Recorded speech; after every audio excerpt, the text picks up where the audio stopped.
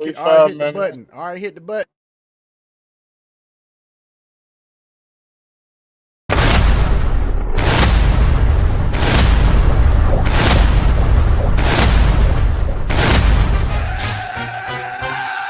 Yeah, three-man show.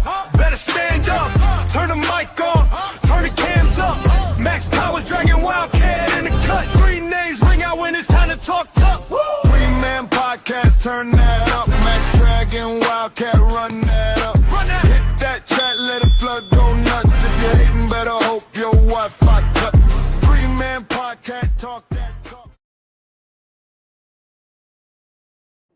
Good evening, people. How you doing in this mug, man? Dom DeMarco.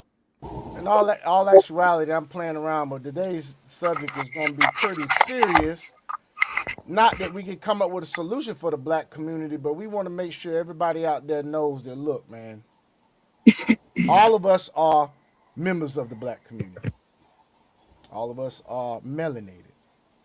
But all of us do not invest in the stupidity that goes on with some people in the black community. You have your people that leech off the government and don't never want to be better. But you have your ones that are business owners. You have your ones that go into politics. You have your ones that, actually are good examples for the black community. But I have a theory myself that I think that some of our, and this example, it came to me basically thinking about all this gerrymandering that's going on. Like, people don't understand the gerrymandering. It's like you do realize that Democrats been gerrymandering for so many years that they have pretty much out gerrymandered any type of advantage that they can get partisan wise because they did it along racial lines. And now you have black folk up in arms because they think that their right to vote is being stripped away from gerrymandering. No, it's not your right to vote being stripped away. It's that they are redrawing the lines based off of census data, which, if you do not know, folks, our congressmen, the number of congressmen that you have per state is determined by census, not the Senate. The Senate, you always get 2 representatives per state. But Congress is done different. It's done based off census. And when you look at the lines, like, for instance, here's something that I found out today. So Virginia, if they would have, when they redrew the lines, and if it wouldn't have been cast out by Supreme Court, it would have been a 10-1 advantage for the Democrats. Now, mind you, the one that already is in place is 6-5. So you 10-1, 6-5, 6-7, 6-7, 6-7, 10-1, 6-5. Which makes more sense and which is more fair? Exactly. That's what I thought. Then you got Georgia, right? Now, Georgia hasn't done any redistricting, but you mean to tell me it's a Democratic districts in South Georgia? No. All the Democratic districts are in the Atlanta, Georgia area. Just like the Louisiana map. You can't have someone in freaking New Orleans determining the policies and the thing that's best for people in rural Louisiana 200 miles away. Shreveport. And Shreveport. You got to think, they had a district stretching from New Orleans all the way through Baton Rouge, all the way to Shreveport. So you want to hear something so funny, which is quite hilarious? A lot of those blue districts in the South, they all got one thing in common. All those historic black districts in the South have one thing in common. Well, they got many things in common, but those are some of the poorest parts of that state, some of the highest crime areas of that state, some of the highest single mother areas of that state, all in those blue Democratic areas. Now, like Sean can speak to himself, I gotta say, I'm no longer black, bro. Me no black, me dark beige nigga. That's why I am. I was being politically correct, bro. You already know I'm Afro Latino. So is Well, Dragon over there. Dragon over there is He is what you call Me no black, me Dominican, papa. the word escapes me. He's indigenous Dominican. Afro Negro. He's I'm indigenous. not black. I'm actually not black. So You know, me no My black, papa, me father's from Dominican. Guatemala. I got proof. My father's from Guatemala. Even though on my birth certificate he put Puerto Rico. I'm just a sellout, and I'm just a sellout. Fuck y'all. Oh, we're I all don't give a coons. fuck. We're all coons and sellouts. I'm a goddamn sellout. Uncle Tom, Jigaboo, Well, Uncle Tom goddamn. is not an insult. Uncle Tom is not an insult. Well, how them niggas use it? I'll be that. I'm a sellout. Goddamn, motherfucker. You call me Samuel Jackson on Django, nigga. Exactly. Hey, but I want to play something real quick, and then but after you finish with your statement, I want to play something, and then we're gonna go into some statistics. Go ahead, dude. Because yes, all those areas have been fucked up for honestly for over 2 generations. So it tells me one thing, black folks. Maybe three. The same problems that you guys had, like example, dude,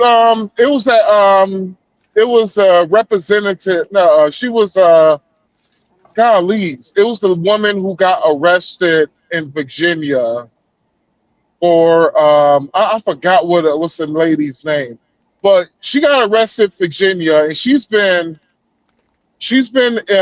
represented in Virginia for over 30 years. Literally on you TV. Talking about the lady that has the cannabis shop? Yes, that woman. You want to play something from YouTube on that? I don't care. Or it's not important. Or it's not important. It's not really important. It's not really important cool, because cool. I'm going to be quick. There's literally a black woman talking about we have so many problems in our community, and you arresting the only person who's going to fix it. And I'm like, wait 1 second. How long y'all niggas been waiting for her to fix shit? Because it's been 30 years she's been serving. She should have got one fucking term. She's been in it for decades. Matter of fact, it's a South Carolina congressman that probably is going to lose his seat because South Carolina's redistricting. Al Greer's and he's been in Congress. Al Green already got voted out. He's done. He's not even in there anymore. After I think they can serve up until January. Like him and Crockett, Jasmine Crockett both lost their seats. They can serve up until January. That's it. Then they done. It's funny how you don't see Jasmine Crockett out there like that. She ain't got no choice. You don't see her ass no more. Of course not. She ain't got no choice, bro. She lost a Senate seat. She lost a House seat.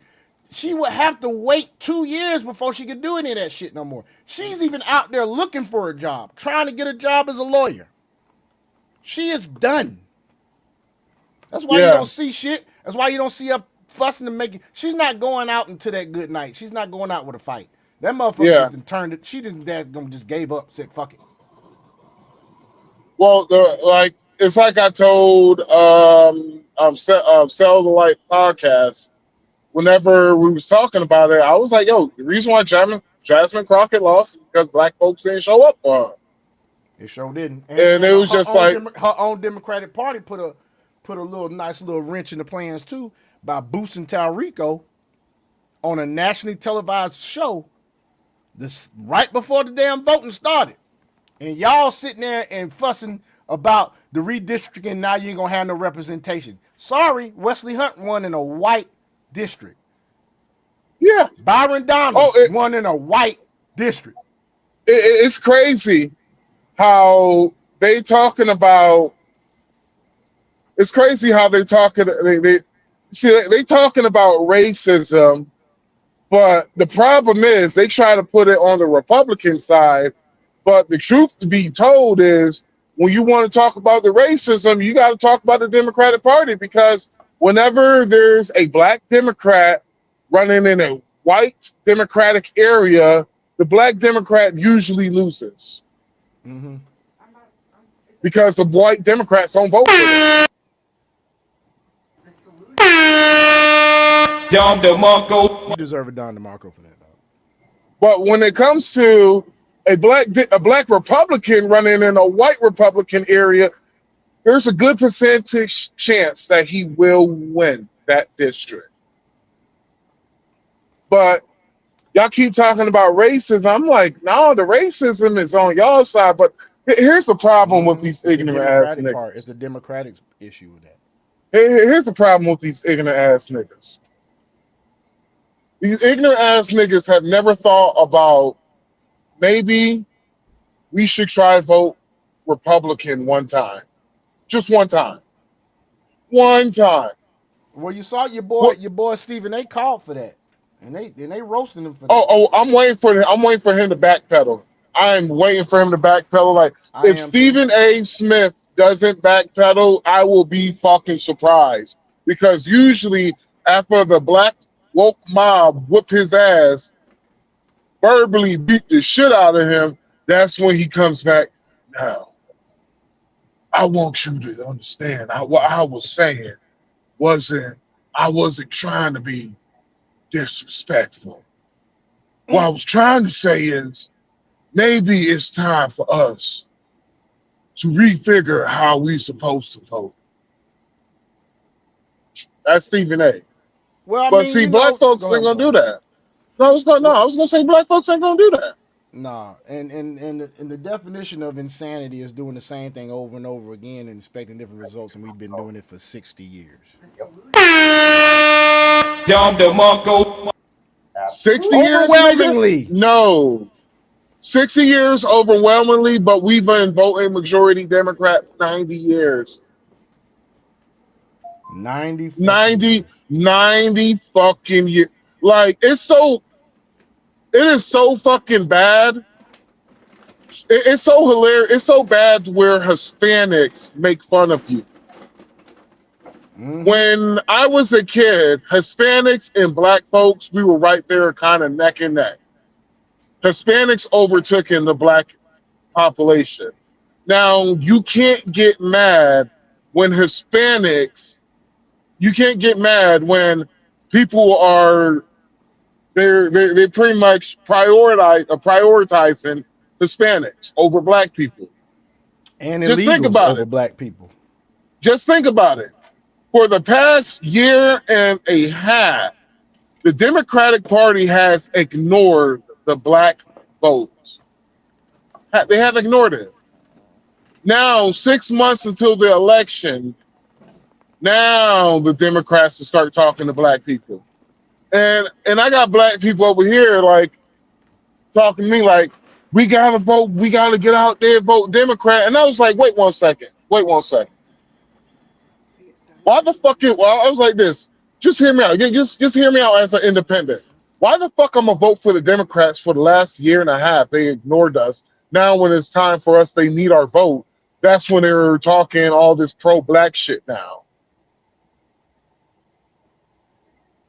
Because the Republicans redistrict, I'm like, well, the Democrats have been, a lot of those people in those dominant black areas have been voting. They have been in office for 30 fucking years, and the community look worse. Look at fucking Memphis. Ever since I've been Crime. driving Look at trucks, Memphis, Chicago, crime. New bruh. York, crime. Ever since I've been driving trucks, Memphis been off the chain environment, LA, bruh. crime. Dude, and then what's crazy is that, like, I don't get how the hell there's not an uproar in the black community when it comes to what Senator Tlaib said. Senator Tlaib took up congressional time to barter for the reparations for illegals who have been disproportionately disenfranchised or offended by the ICE raids. It took less than a year in Trump's term for a Democrat to go for reparations for illegals, and black folks been asking for reparations for how many decades? Since I was born. I remember And y'all since still voting motherfucking Democrat. What the fuck is wrong with y'all? Actually, since I started watching politics, it's been since I started to understand politics, which I was around 7, so 30 fucking years. For me, Crazy, man. It's for crazy. some of you older niggas, it's been longer. And what is it that the black community always want to say? Well, white people just like Ilhan Omar likes to say, well, white men are the ones that are causing causing all the violent crimes on everybody. They're the most dangerous people in the world. No, I got statistics to prove it. And matter of fact, we're gonna go ahead and go into this. We're gonna go ahead and go 5%. into this. Right, but we're gonna go into this really quick video right here, where I am surprised that she even said this, because I follow her on Instagram and she basically shows her body, and that's pretty much it. It's not always inappropriate, but she shows her body and how you like my outfit today, and and she's a three baby having single mama. Now I'm not bashing single mothers. I'm not saying that, but single motherhood is what's caused the problem in the black community, and you will see when we get these statistics. Here we go. Have to do anything to suppress black people, sweetheart. Black Hold people on. are doing it all by themselves. The white men don't have to do anything to suppress black people, sweetheart.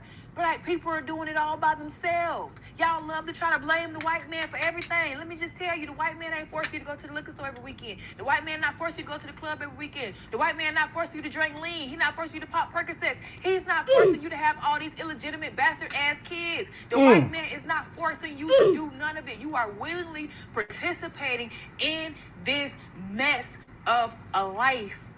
So don't sit in my face and try to tell me what the white man is doing to you. They did it to them. We the product of what they did to them. Now it's up to us to change the way we think, change the way that we eat, change the way that we do things, change the places that we go to, change the people that we're procreating with. Change. Before he gets into it, I think she made a very good point.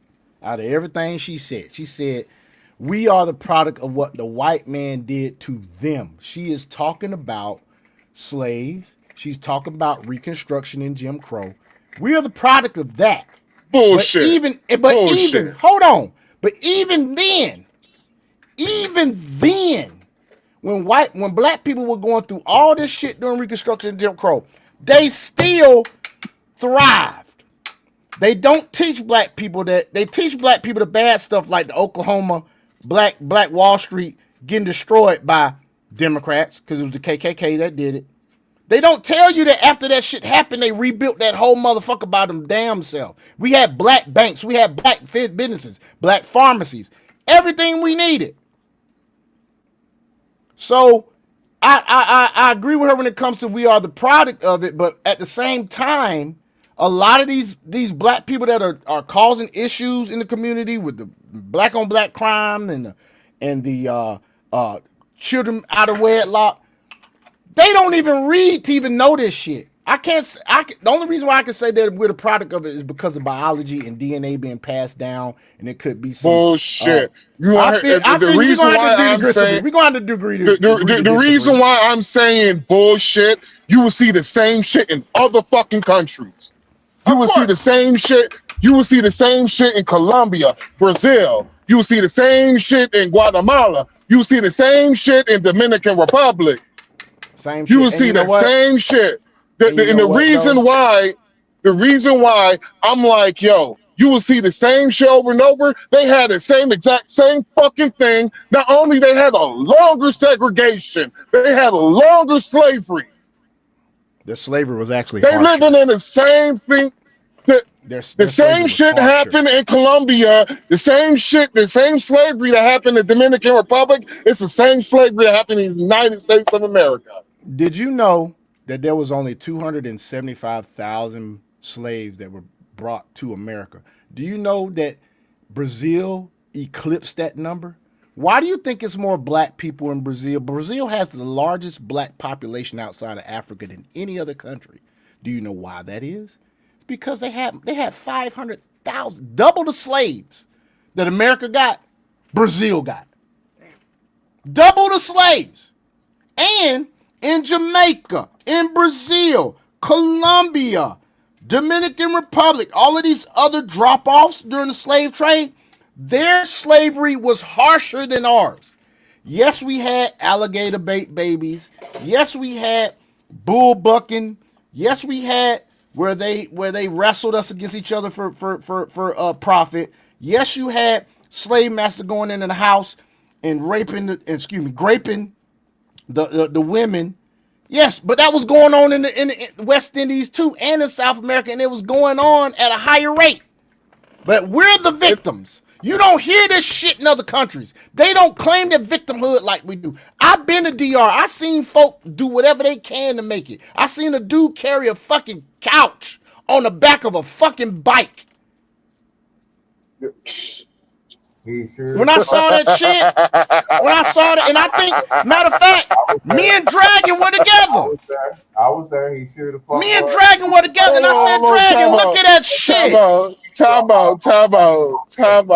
Yes, a love couch. It was a love seat. It was a love seat, not a whole big couch. It was a love seat. Hold on, time out. Two dudes. Time the fuck out. One driving the bike. Here's the bullshit. I think them niggas got a business doing that because I seen a nigga on the back of a moto doing the same. Yo, nigga had a couch. And if they do have a business, that's called being industrial. That's called taking the lemons that you get in life and making fucking lemonade, dog. And so it's like this.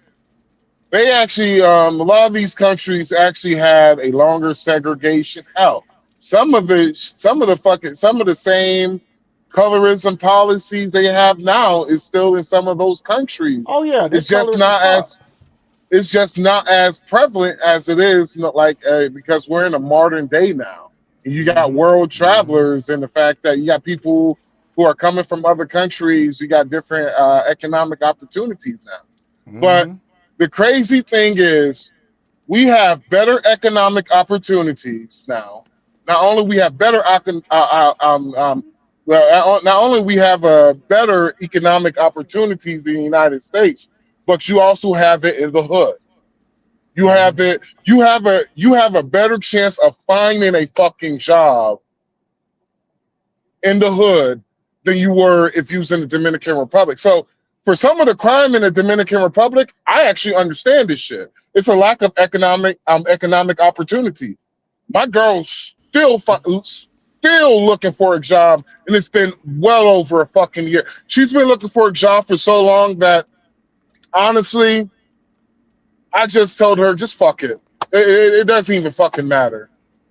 It doesn't even fucking matter because she's not gonna work this one job's want to pay her pennies. Like, nah, fuck that.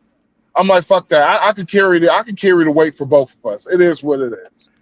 But the fact that you have that, you niggas still want to blame the white man. Because I'm going to be real with you. When it came up through the hood, when I was growing up in the hood, when I was motherfucking homeless, it wasn't the white man that made fun of me. It wasn't the white man that robbed me. It wasn't the white man that tried to stop me from graduating. It wasn't the white man that it wasn't a white man that turned me down from having a actual job because they disagreed because I did not like the school that I went to, and it was their alma mater. It wasn't a white man that did that. No, everyone was nigga. You ain't gotta nigga shit. You ain't gotta tell me that, dude. The first time I ever got robbed, dude, like I was in a black neighborhood and there was some black guys that robbed and took my damn laptop. Now the first time I got mugged was to some Latinos, but the first time I actually got robbed was when I went to my HBCU and somebody stole my herringbone chains. And then I've never been bullied more than anybody. I've been bullied more at HBCU. I never got bullied when I was coming up through my predominantly white high school and middle school. Never got bullied. Never. I got bullied in my neighborhood when I was really young by a girl that was bigger than me. We fought every day. Black girl.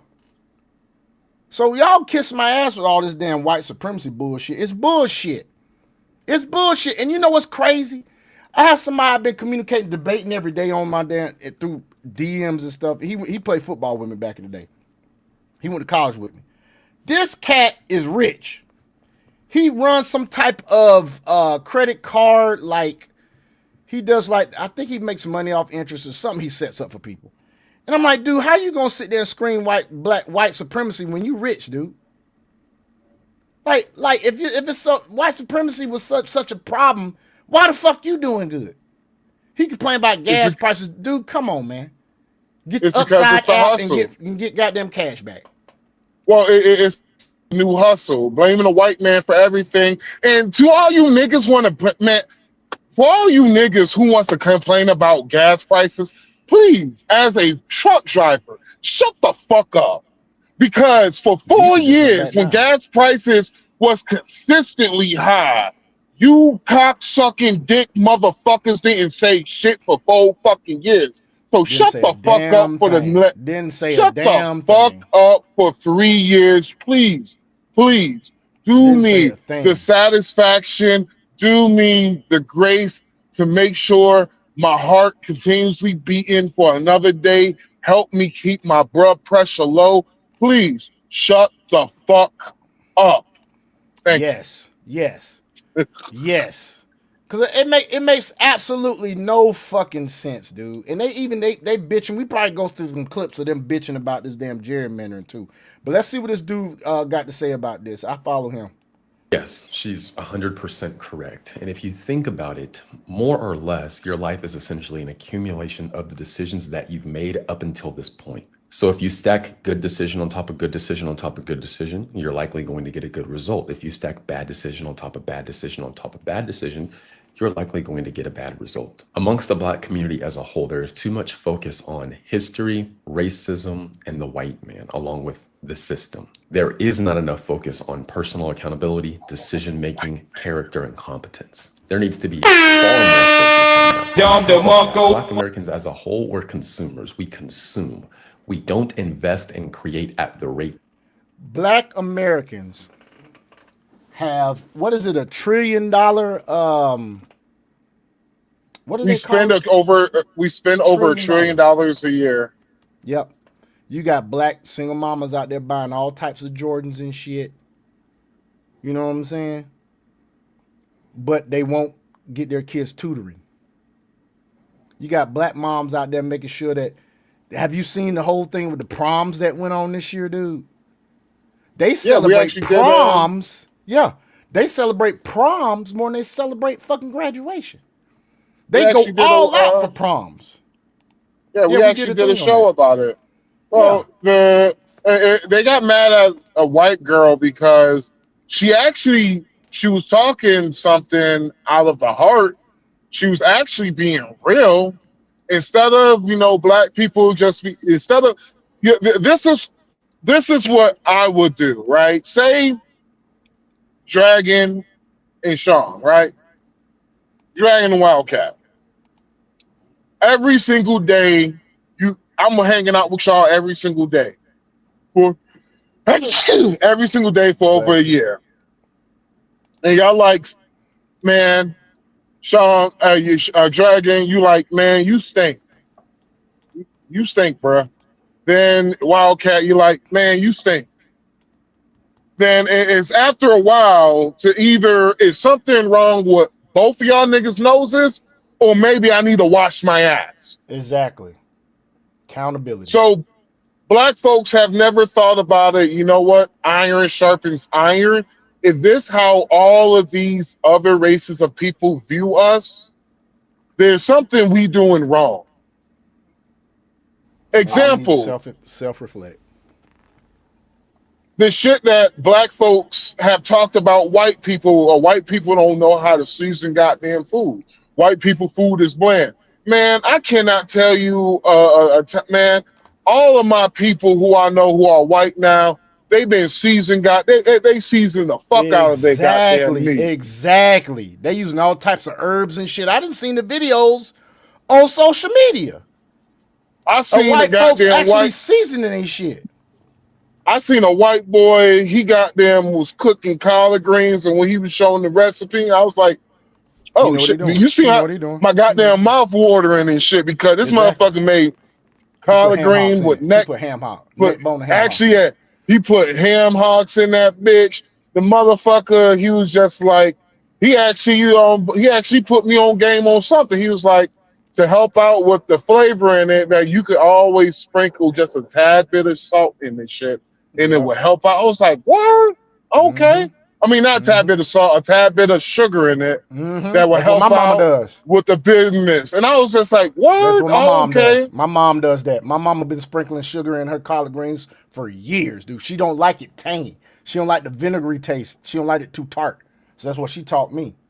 Yeah, That's and we was like, what it does, it balances it out. I was like, get the fuck. He was just like, not too much sugar, but just a little a bit. nice And I little was like, pinch. A nice little yo, pinch. what the Right. fuck? Then Folks, he that's made called some goddamn. accountability.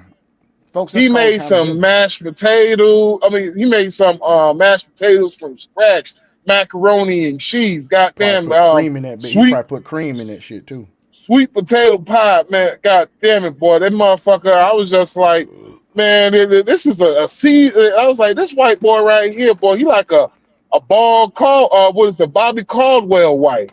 He I'm like trying to tell you. he like a white man with spices and You talking seasoning. about that dude from Louisiana? Just be like, put a little onion in it. Ooh, Oh, Lord. You talking about that dude? you talking about that motherfucking cornbread. That dude that could cook. I grew up watching him. Boy, no, I Folks, ain't talking about folks, him. all that is the white people have seen, they have self-reflected, and they said, you know what? They might be right. Maybe we need to change up. But black folks won't do that shit. Black folks are blame somebody else and cry victim instead of looking within themselves and trying to change for the better. I don't get it. I don't fucking get it. My problem with him is he might be black. The white Was it no, for redheaded? real. No, the old white guy who be cooking outside and shit and You like think look like a somewhere little down? hot. Oh, you talking about? You think somewhere No, down he's the in line he might have Louisiana. some black? He might have some black. No, it's a possibility he could be black because of the fact that he could be Creole. Like what's that motherfucker's name? He is Creole. He Rich is Creole. Rich Baker, whatever his name is. He like he be slapping the butter on the goddamn grill. Mm-hmm. He about one stick of butter. He's a black dude. He's actually black. Oh wow. Because if you see his son, that's it. Like if you see his son and you see his wife, that's his mom. And his son look like he's mixed. Mm-hmm. But a lot of people don't understand. No, that's a nigga right there. You just Creole. Mm-hmm. And like because I think it was one episode. Some Creole people light as hell. He was hugging his mama. His mama was dark. Yeah, some Creole people light as hell. They just light. Or Just like you got black albinos. You got black albinos. But that's one stick of butter now. Let's Now continue check that out. That we should be. And it's up to us to fix it. The system is not going to fix it again because your life is essentially an accumulation of the decisions you make. The government can't fix it for you. The policies cannot fix it for you at this point. The reason I say they can't fix it for you at this point is because we need a fair shot. We have a fair shot now. There's nothing a white person can do that I can't do. So now it's up to us to make better decisions on a consistent basis to where that can stack into good results. Too many of us are focused on what happened in the past. We're looking in the rearview mirror trying to drive forward. It's not going to work. We need to be focused on becoming competent, getting in better shape, making better decisions, learning how to invest, building businesses, becoming more productive members of society. That's what we need to be focused on. Less focus on racism, slavery, history, and white people holding us back. White people are not working to hold us back anymore. But the white man. And I mean that as a whole. Sure, you've got racist white people in certain areas that would not like to see black people do well. But that's too small of a percentage for us to be putting that much focus on it at this point in time. So yeah, that's all I've got for now. Don't forget I have a... Yeah, so I travel around the nation, bro. Bruh. To all you niggas who thinking white folks just doing so well, they just doing great, man. I can tell you, bro, I have seen more poor white people than anything, man. Mm-hmm. So there's so many. Yeah, go ahead. I'm sorry. Man, fuck. But folks, like I was saying earlier, like she mentioned too in the clip, Look at this. Children living in single parent, father absent homes. Black, 63 to 67%. Hispanic Latino, 40 to 45. They still ain't up to 50% yet. White is 24 to 28%. And they have a bigger population than us. We're only 14% of the population, and 63 to 67% of our homes are single parent. Look at the Asians, 15 to 17%. The black community has the highest percentage of children living in single parent households in the U.S. Most single parent households across all groups are female headed households. How did that come? LBJ, welfare, dependency on the system. Kick the dad out the house so that you can get this money. Many researchers note this statistic is tied to multiple factors, including income inequality, incarceration rates, educational disparities, and declining marriage trends nationally. This is from the CDC, and that's from Paul Research. Births to unmarried mothers. Blacks, 68 to 70%. And you know what's crazy? Only 20% of black men are contributing to this, but 68 to 70% of black women are. Let that sink in. And if you think I'm fucking lying, go look it up for yourself. Look at the amount of black men that are married with children. Isn't it like 35 to 40% of black men are single with no kids? It's up there. It's up there.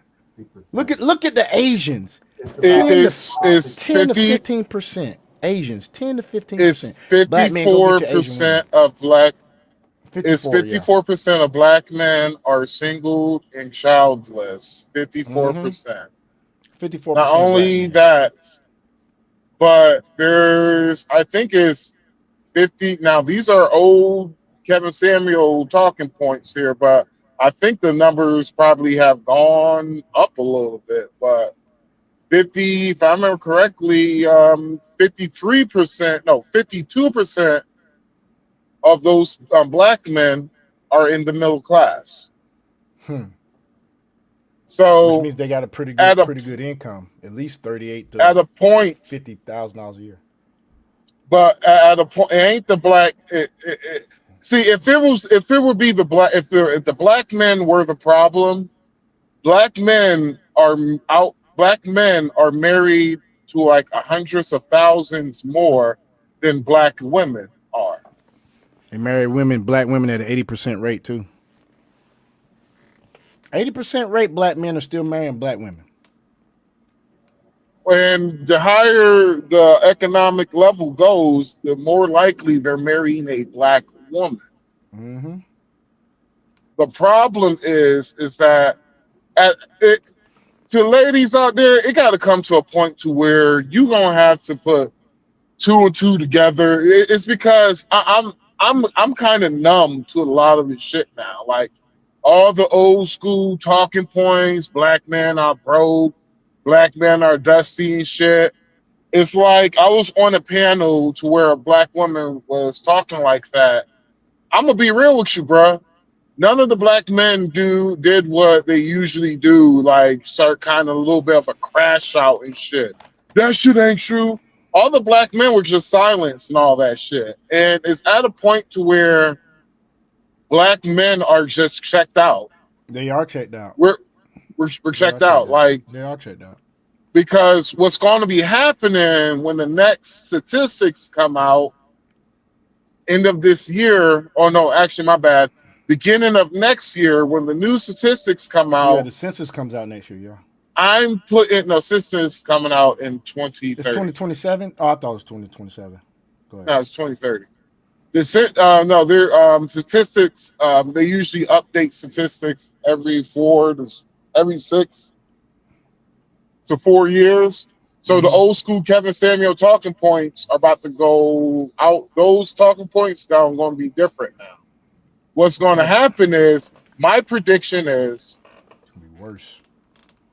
My prediction is the marriage, the Black women being married is going to go down. Of course. Not only is going to go down, but it's going to be to where black men who are married is going to be up, and it's the races of women are going to be up. The other races of women is going to be up.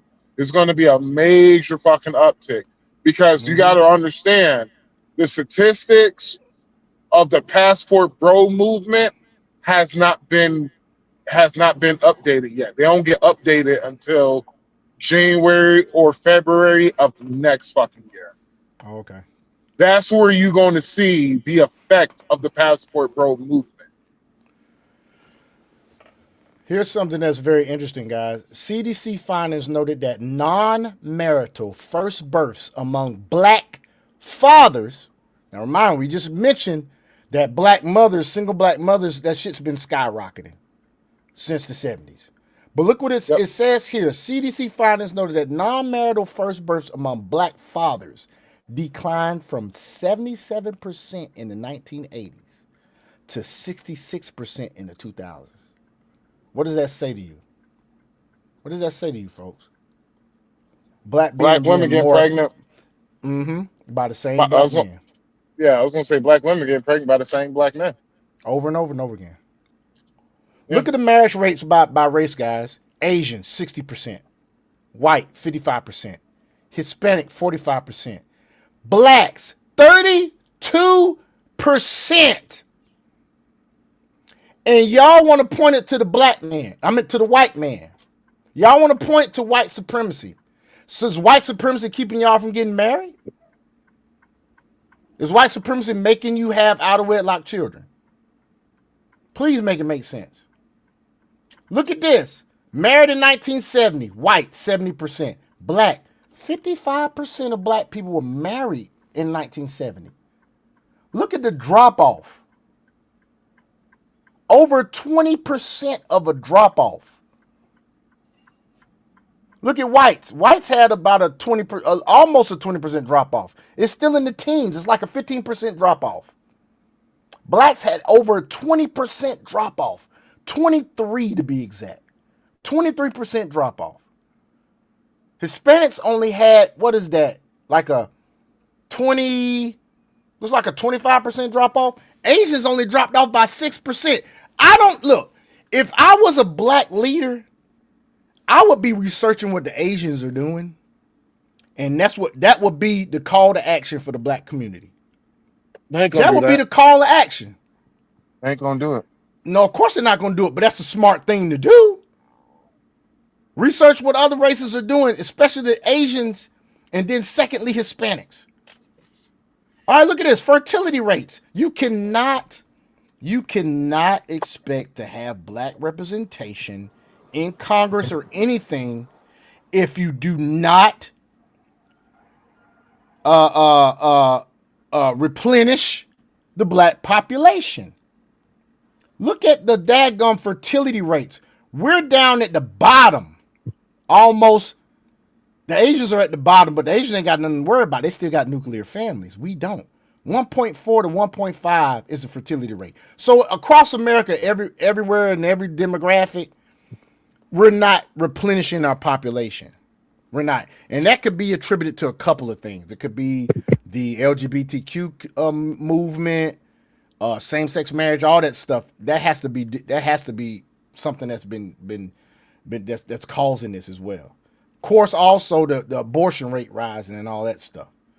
Because I'm surprised at this because black women, they unalive their children at a higher rate than any other demographic. I believe the only reason why Asians are still lower than us is because we outpopulate them. Which if I'm gonna predict that by 2030, maybe 2035, black folks will probably be the lowest populated minority in America. We keep killing ourselves. We keep having these incarceration rates, drugs, not having families. That's what's going to happen because Kevin Samuels already said. He said half women in America are going to be childless and not married, childless and alone. All right, so let's look at this too. Additional demographic trends. Interracial marriage rates. Asians are at 29%, Hispanic 27, Black 18, white So 11. This might go up. I think the Black interracial rates are going to go up. I think they're going to go up. so what Kevin Samuel said. So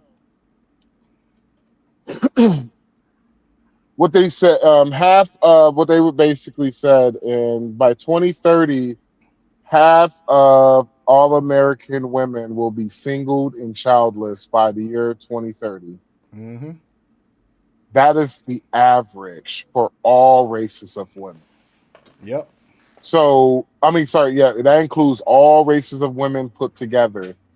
Here's the thing. We already see the trend with how black women are. So what will happen is whatever it looks like in the white community is going to hit the black community like an epidemic. Mm-hmm. So there's a possibility that I had my partner and we did statistics, and it was basically like we was basically trying to figure out when was going to be the last time a black person will ever be born. When will be the last time a black person ever be born? And what we use is we use trends and the trends of the black community, yada yada yada.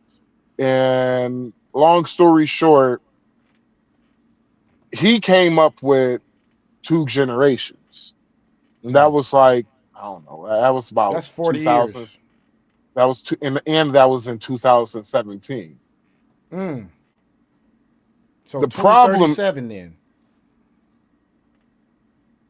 Wait, 2037? 17, 27, what more like 37. 40 47, years? 2047. 2047, yeah, 2047. 20 actually like 2057, between 57, yeah. 2057 and 2067. Okay. And I was just like, well, how did you come up with that number? You know, I was just trying to figure out, how did you come up with that number? He was like, well, how your trends are going, there's going to be a point to where he was like, there, like me and him, we came up with a theory called the Great Self-Deletion. And it was basically talking about 12% of 12% of all people are going to unalive themselves because of the fact that they're not going to be able to keep up in the new age, the digital age. You're starting to see the trend of like one of the main reasons why we got to have mass deportations is because of the fact that AI is taking away a lot of jobs. Like AI in the trucking industry so far has taken away 100,000 jobs. The job growth just went up too, y'all. Recently, we just had job growth. The what? Job growth just went up. I think 115,000 jobs. And so the reason why I was for Donald Trump, because it wasn't because he was going to be this great fucking president. In my opinion, he coming out to be a great president. But I was like, the shit that is coming, we cannot have a weak person in the White House at all. We sure can't. Like AI, when they talking about the boogeyman with AI, yes, AI is that fucking boogeyman. And the shit that's going to happen with AI, like you're talking about right now. So when it comes to just say not an average job, but the basic intro level of any job, like a basic job, let's say like a fry cook, somebody working at McDonald's, or somebody who's picking fruit. What is happening is the IQ level is being raised up for those jobs. Like the IQ level for truck driving is being raised up for these jobs. For example, in the next couple of years, we're going to be getting an up to date of technology in our truck. Dog, 4 years ago, we just no three, yeah, 3 to 4 years ago, we just got touch screens in our fucking trucks. So whatever comes out in the fucking car, the trucking industry is 5 to 10 years behind. Okay. So because of what AI is going to cut that shit down in half to Yeah. 5. It's going to cut that shit down to 5 to 2 years now. Then eventually we're going to be on the same playing field with cars. So the intelligence level with the newer trucks has gone up. Like example, there was a program that was in this truck that nobody fucking knew about it, and I had to tell other drivers, how to work the program. They didn't, because they tried to use the automatic climate shit. And I was just like, oh, okay, I can show you how you do that. Let me show you. What you do is you press this button right here. You see the screen pop up. You press OK. You go over, press OK again, and press OK. It's set. You don't have to. Everything will be automatic for you right now while you're chilling and sleeping. And they was just like, oh shit, word, I appreciate that shit. And they was just like, yeah, so what you, and this is how you control the temperature, just put it what the average temperature is. And they was just like, well, how do I know what the average temperature is? And I was just like, well, if you want at 80 degrees, between 80 and 90, you turn it all the way to the red. If you want it like 72%, which is comfortable, you just turn it up a little bit. So basically, it's an automatic system that will run your truck, do climate control, will do everything automatic for you, so you won't have to do nothing manually while you're chilling. A lot of the drivers did not know how to use the system, and so I had to teach them it. But also, a lot of the drivers I'm teaching this system to, they're way older than I, right? Right. So we're already starting to see with the new trucks that are coming out, it has way more technology than my truck has now. So I have to keep, in order for me to still be useful, I had to learn how to learn the new systems. So what I do is, on my own time, I learn new systems, right? A lot of the truck drivers ain't going to do that, and those are going to be the ones that's going to get replaced in the future. Like example, I'm going to be learning it's going to be short, but I'm going to be learning all AI that's going to be involved with logistics. Smart. I'm gonna get me So an AI certificate too. I will be useful. Hell, you can get an AI certificate in 28 days. Where I found Yeah, out. I'm gonna do that course, man. I'm doing something else right now, but when I'm done with it, I'm gonna do that course and learn Yeah, I found out several different apps. you can Several get different certain apps. shit. You can get like certain AI certificates. I was like, I didn't realize the AI Mm-hmm. was going to like, and it's Yeah. like 28 days too. I'm Wait, like, wait, Mm-hmm. wait, fuck. wait. 15 Hold on, minutes a day. And hold the on, thing hold about on. the AI, like I if think you haven't Dragon's trying to known say folks, the something. people go ahead, Dragon. I'm sorry. I was. That's why I've been telling y'all for the longest in regards to coding, what AI is going to do, and other stuff. Because even just as a quant slash algo trader, I mean, you can make 1 million plus annually.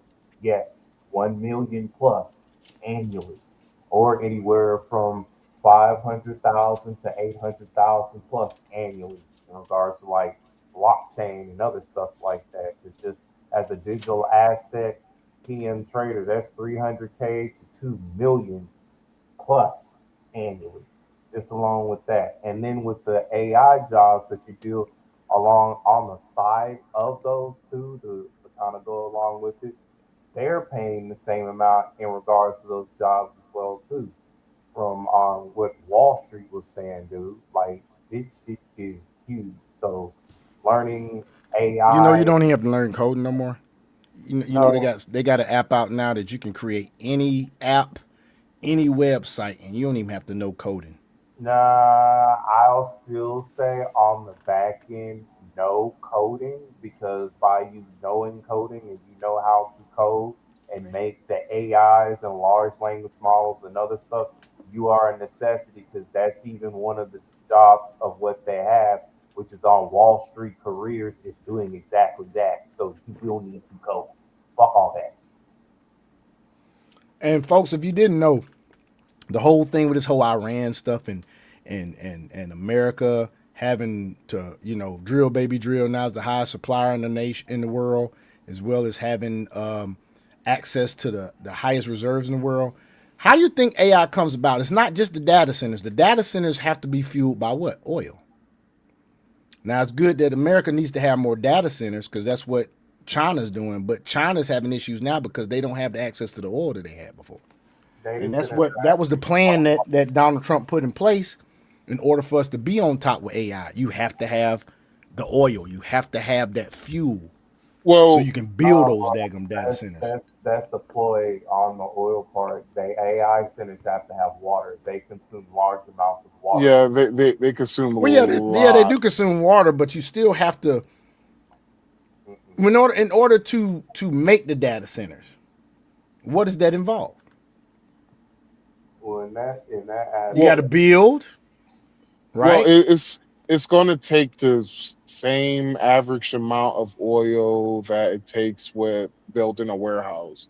The Exactly. problem, the what it is water, and it doesn't say, does it have to be fresh water? Can it be salt water, or it has to be fresh water, Jack? it's just it has to be clean, fresh water. So, like the water that they would have that doesn't have anything in it, that's what they're putting into it. All the other stuff that has pollutants in it, basically your tap water and shit like that, they're not going to use your tap water, because your tap water has stuff inside of that can actually corrode the systems for what they're using at the So they plant. got to reverse osmosis, or either Yep. use like a natural aquifer, right? Yep. Or what they're going to wind up doing after a while, because once they start landlocking the water and putting that into a system to where you're going to have a certain amount of water of what you can utilize. Because remember, I already posted about them tokenizing water as it is, which means that there's going to be a lot of them out at a certain point in time, and you have to have X amount of tokens in order to get some water. So after they do that, the next thing of what they're more likely going to do is start taking the water from the ocean, desaline it, and start utilizing that after the water inside Wow, is landlocked. that is fucking crazy, dude. Maybe that's another reason why. Maybe that's another reason why Trump made Gulf America, Gulf of Mexico, Gulf of America. Yep. You never know. Hey, now I want to show. I want to Well, show y'all something. What we well, was talking about the main earlier. reason why he made Gulf of America to from Gulf of Mexico to Gulf of America, it was because Biden signed an executive order in order to when Biden signed his executive order banning offshore drilling in the Gulf of Mexico, Mm-hmm. Trump would have to do a whole bunch of legal shit in order to get that shit back.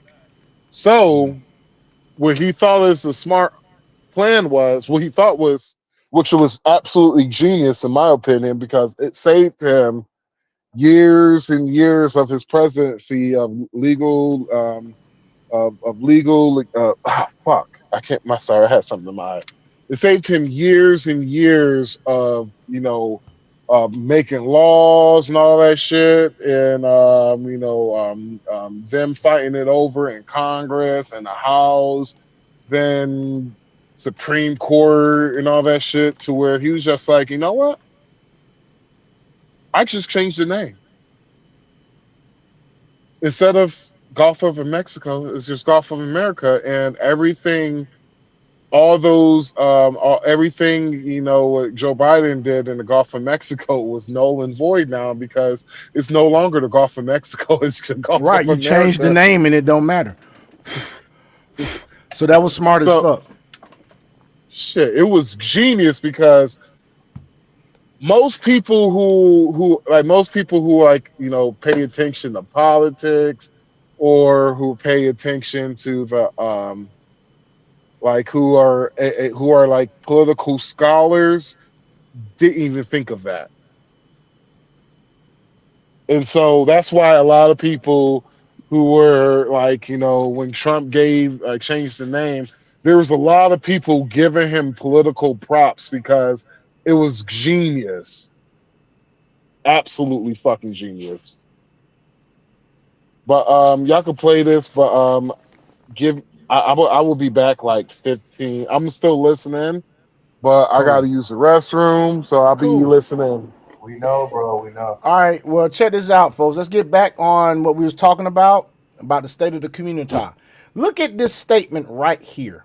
Among black newlyweds, black men intermarry, meaning they marry their own race, at higher rates than black women. And what is it that black women always say? Black men hate black women. Well, why is it that we're marrying y'all at twice the times that y'all marry us? 24% as opposed to 12%. Oh, that's gonna drop. How is it? Yeah, it's gonna drop. That the passport bro movement is gonna make that drop. But how is it that they can say all the time, well, black men hate black women and black men ain't no, black men are marrying black women. Black women ain't marrying black men at the same rate that black men are marrying black women. So in other words, they are swirling or divesting more than black men are. It just is what it is. Now, look at this overall summary here. It says, compared with other major U.S. demographic groups, the black community statistically has the highest rate of children in single-parent homes, the highest non-marital birth percentage, the lowest marriage rate, and the fertility rate that has recently declined sharply. We cannot afford for our fertility rate to decline, folks, because if it declines, guess what? You're going to see less and less black people in a few generations. But meanwhile, though, Asian Americans generally show the highest marriage rates and lowest non-marital birth rates. Hispanic Americans tend to have the highest fertility rates. So they're having out of wedlock kids, but at least they're doing a better job at replenishing their population than black folk are. I'm just saying. Now you have white Americans fall in the middle in most family structure indicators. So let's look at some of this other stuff that's going on. Has violent crime within black communities contributed to their incarceration rates? Yes. Violent crime has contributed to incarceration rates among black Americans, particularly for homicide, robbery, and aggravated assault. However, research also note that sentencing disparities, policy practices, drug enforcement differences, and socioeconomic conditions play a role as well. Let me tell you something, though. Sentencing disparities, policy practices. What policy practices do you think are contributing to this? Last I checked, Joe Biden helped write the crime bill that Clinton signed into damn law. The same crime bill that President Trump had to come back and do the First Steps Act. Because he pardoned over 3,000 something people. So once again, if you're talking about white supremacy, look at your own party that you vote for at a 90% rate. Most violent crimes in America is interracial. Intra, not inter, intra-racial. So all that bullshit Ilham Omar was talking is some bullshit. White offenders usually victimize whites. Black offenders usually victimize blacks. So the black on black crime is not unique in the sense of the same race victimization. Most crime occurs within one's own community because people tend to live near people of the same demographic group. FBI and victimization data has shown this pattern for decades. Decades, folks. Homicide, violent crime rates in many heavily impoverished black urban communities have historically been higher than the national average. Well, of course it's been higher than the national average. You take the father out the home, you take structure out the home, you take discipline out the home. Mothers, regardless of what race they are going to enable their children because they're not designed to be the disciplinary one in the relationship. The man is. Researchers have linked all of this to concentrated poverty, male unemployment, gang activity, family disruption, failing schools, drug markets, and neighborhood disorganization. Okay? Look at our incarceration rates only explained by crime rates. Several studies have found black Americans are more likely to be arrested for some offenses, more likely to receive harsher sentences, more likely to be incarcerated for comparable crimes than whites. Okay, that does exist, but at the same time, does it take away your choice? Does it take away you deciding not to be a fucking vagabond? Does it take away you not deciding not to be a thug? God don't even mess with free will. And y'all out there thinking that white supremacy is messing with your free will to not rob this person or sell these drugs or whatever the fuck you doing. The disparity goes on continuing and says the disparity is especially discussed regarding drug crimes, mandatory minimum sentencing, crack versus powder cocaine laws, bail systems, and the plea bargaining. Now, mind you, once again, it did mention policies. Well, black folk, if we've been voting Democrat for damn near 90 years, 60 to 90 years, wouldn't you say that we've been actually doing this shit to ourselves because of the policies have not changed? And we keep voting that way. We're being insane voting for the same party, expecting different results. Doesn't make any fucking sense. Higher violent crime rates in some neighborhoods do contribute to higher incarceration rates, but criminal justice disparities also contribute to the gap. And once again, a Republican addressed these disparities in criminal justice with the First Step Act. Something that no Democrat politicians have done. All right, here we go. We're going to get deep now. Did the welfare system contribute to the family breakdown? This is one of the most politically disputed subjects in American sociology. The argument that welfare contributed to the family instability, some economists and conservative scholars argue that the expansion of welfare programs after the 1960s unintentionally incentivized single motherhood. It could have been unintentionally. It could have been fucking intentionally. Because once again, what did LBJ say? I'm going to have these Negroes voting Democrat for 200 years. How did he accomplish that? Oh, we're going to give them shit for free. We're going to get it to the point that they get so dependent on us that they're not going to have the wherewithal or the drive to do any better. Okay, it's just like this. You take a tiger, lion, pick whatever wild animal you want. Take them out the wild. Put them in a zoo, put them in a reserve, whatever you want to do. But you feeding these wild animals instead of them having to go hunt and get it. What happens to these wild animals? They get domesticated. They still got a little wildness in them, but they get domesticated. They forget how to fucking hunt. Black folks have forgotten how to grind.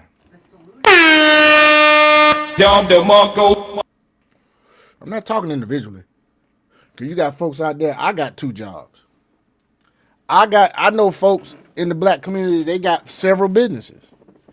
I know a family who's one of the sons in the family complain about white supremacy, but your whole fucking family is dentists. 4 generations deep of dentists. In rural America, rural Georgia, to be exact. You doing all this complaining and y'all got generations upon generations of dentists in your family. Your brother's a dentist. You a dentist. Your cousin's a dentist. Your youngest sister is not only she a dentist, she went to med school first, then went to dental school. Became a doctor and then went to school and said, fuck it, I don't want to be an MD. I want to be a DMD. But it's white supremacy. What the fuck?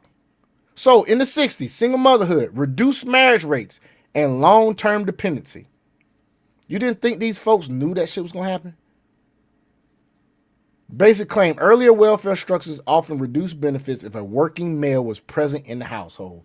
You going to tell me think about it. Anybody, you getting money from the government, you know you can get more money from the government if this person doesn't live in the house with you.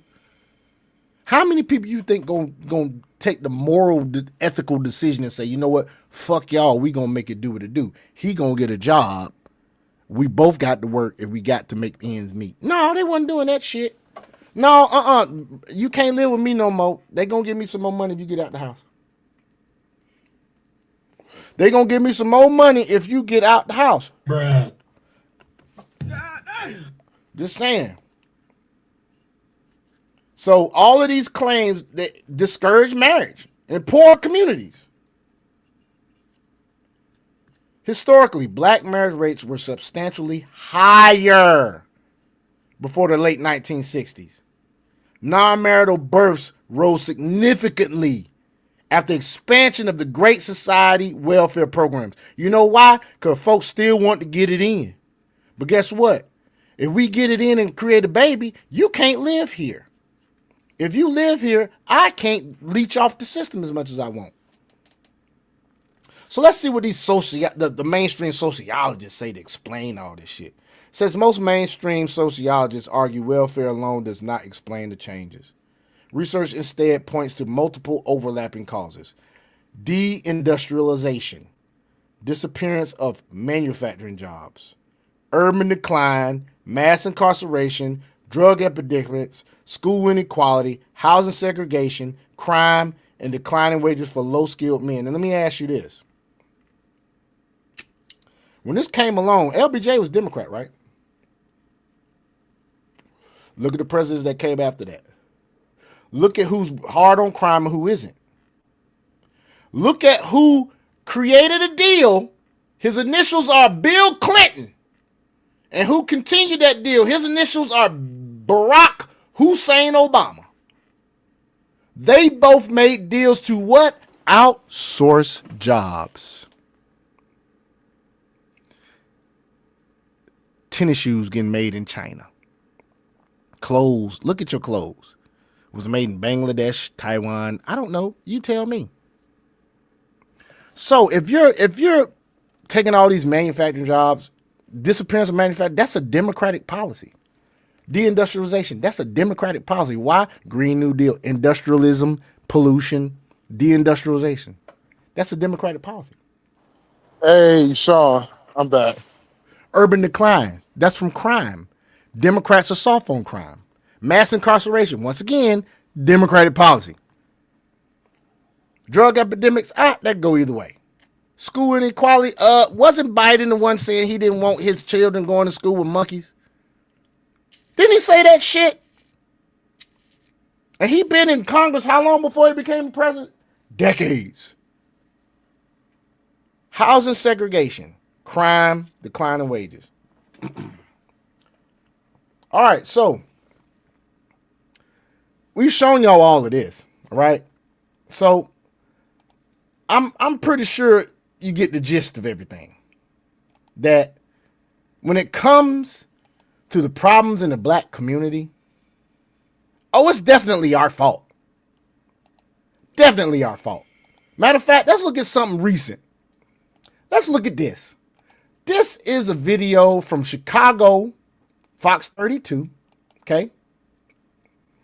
We're going to look at what's going on, and you already know about Chicago. Chicago's fucking Chirac. I guess white supremacy is putting guns in their fucking hands, aren't they?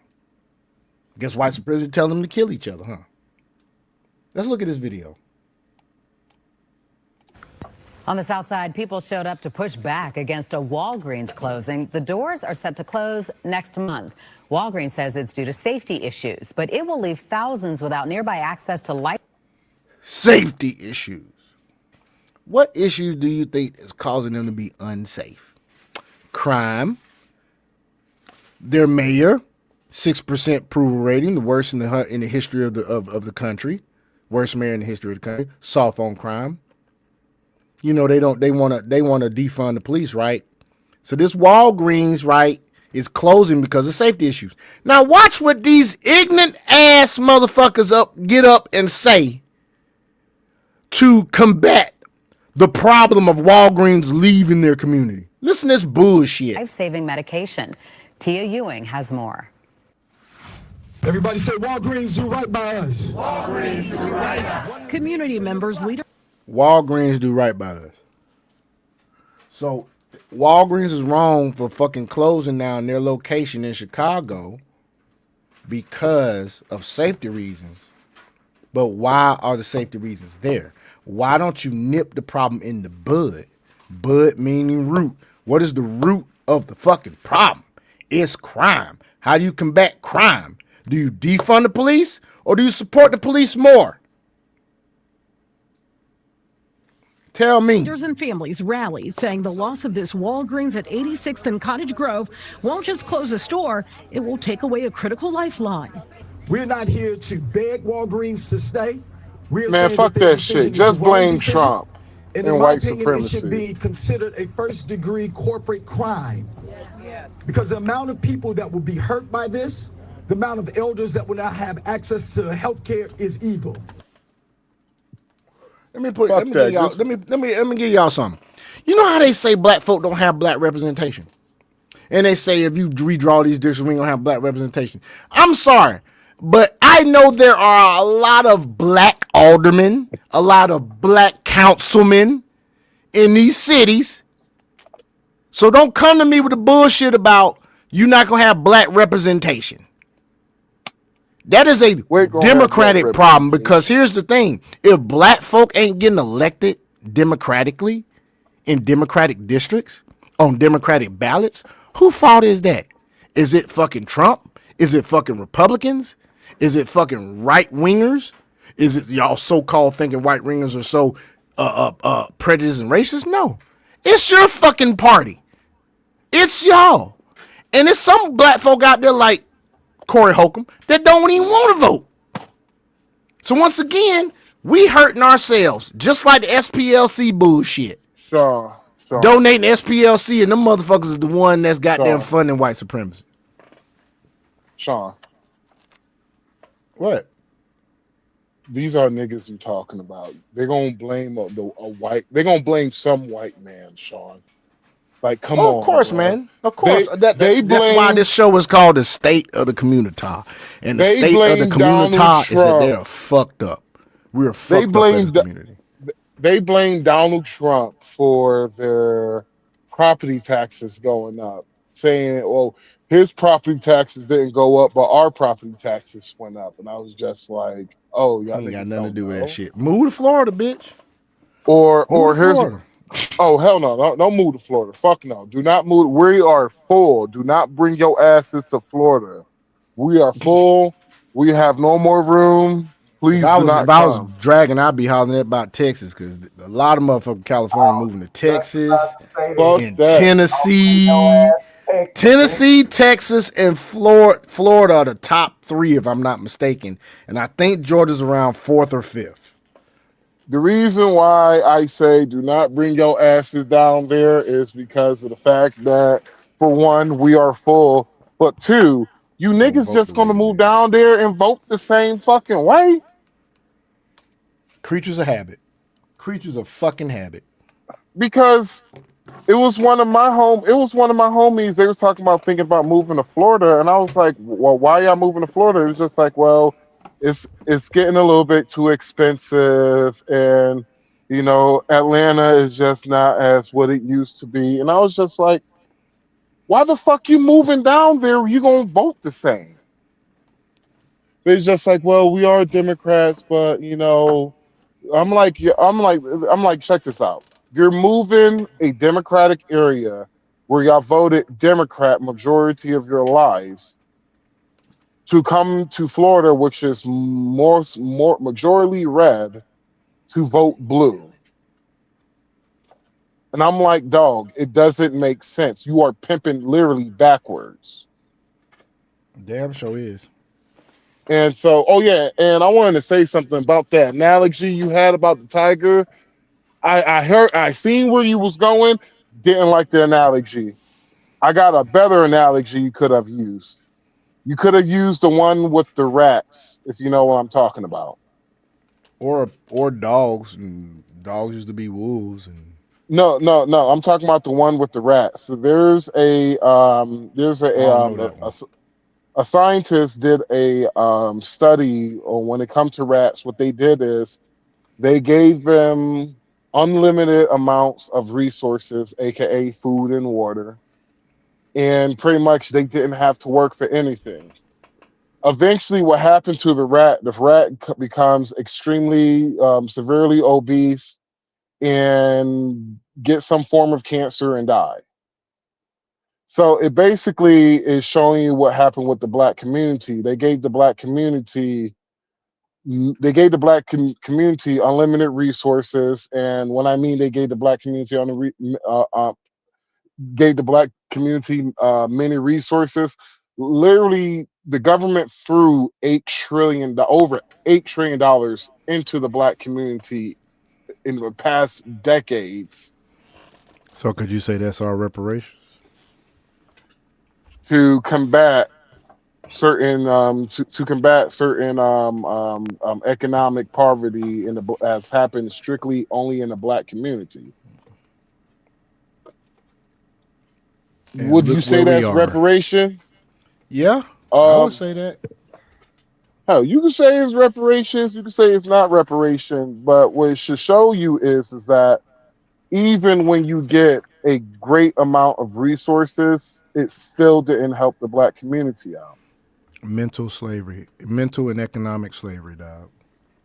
And so, because when these motherfuckers talk about, well, um, yeah, and here's my rant about the, pissed off rapper who never fucking made it. You can't expect to be disrespectful to somebody like this dude. This is what he said in his fucking comment. He was like, dude, just give it up already. You've been writing for the past 2 weeks. You've been writing shit in my fucking comments, paragraph long comments, and I just haven't read it. I don't argue on the internet no more. I'm like, I'm over here. I'm like, oh, I thought you was one of my friends out here. But I was like, well, shit, nigga. Well, when I get back in town, nigga, you better have my money, nigga. That's all I gotta say. You better have my money, nigga, or you gonna be or you will be rapping with a new scar. They're gonna call you Scarface after I'm fucking finished with you. So you better have my money, pussy ass nigga. That's all I gotta say. And you got till June when I get there too, nigga. Better have my motherfucking money, pussy. I know I'm gonna see your ass because we got the same friend groups. And all my friend groups are everybody in my friend groups already. I already told them what's happening when I'm seeing him. I'm running through his Nigga pockets. here, man. Fuck it, This nigga right here, dog. pussy. Fuck that nigga. Oh No, God. you ain't gonna be as much as I have been kind to this motherfucker. You ain't gonna be disrespectful to me off of because you want to have some, I don't know, clout with your homies and shit. And I only wrote on your I wrote two things on your fucking on his profile. Like I only wrote two comments on his post. Two Damn. comments. And the fact that you could talk to me that way and forgetting who the fuck I used to be, nigga, but I forgot. Sometimes you gotta remind a nigga who you used to be. So the fact that you could do that shit, last time, I'm like, this is the same motherfucker who watched me pistol whip the nigga.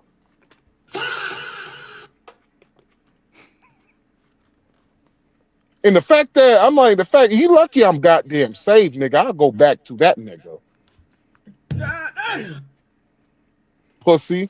But the fact that you gonna say that shit for clout of your fucking fans, nigga, I deleted my post and I told him, save that same energy when I see you, nigga. And I said, you better have my motherfucking money too. If you don't have my money, you know what it is.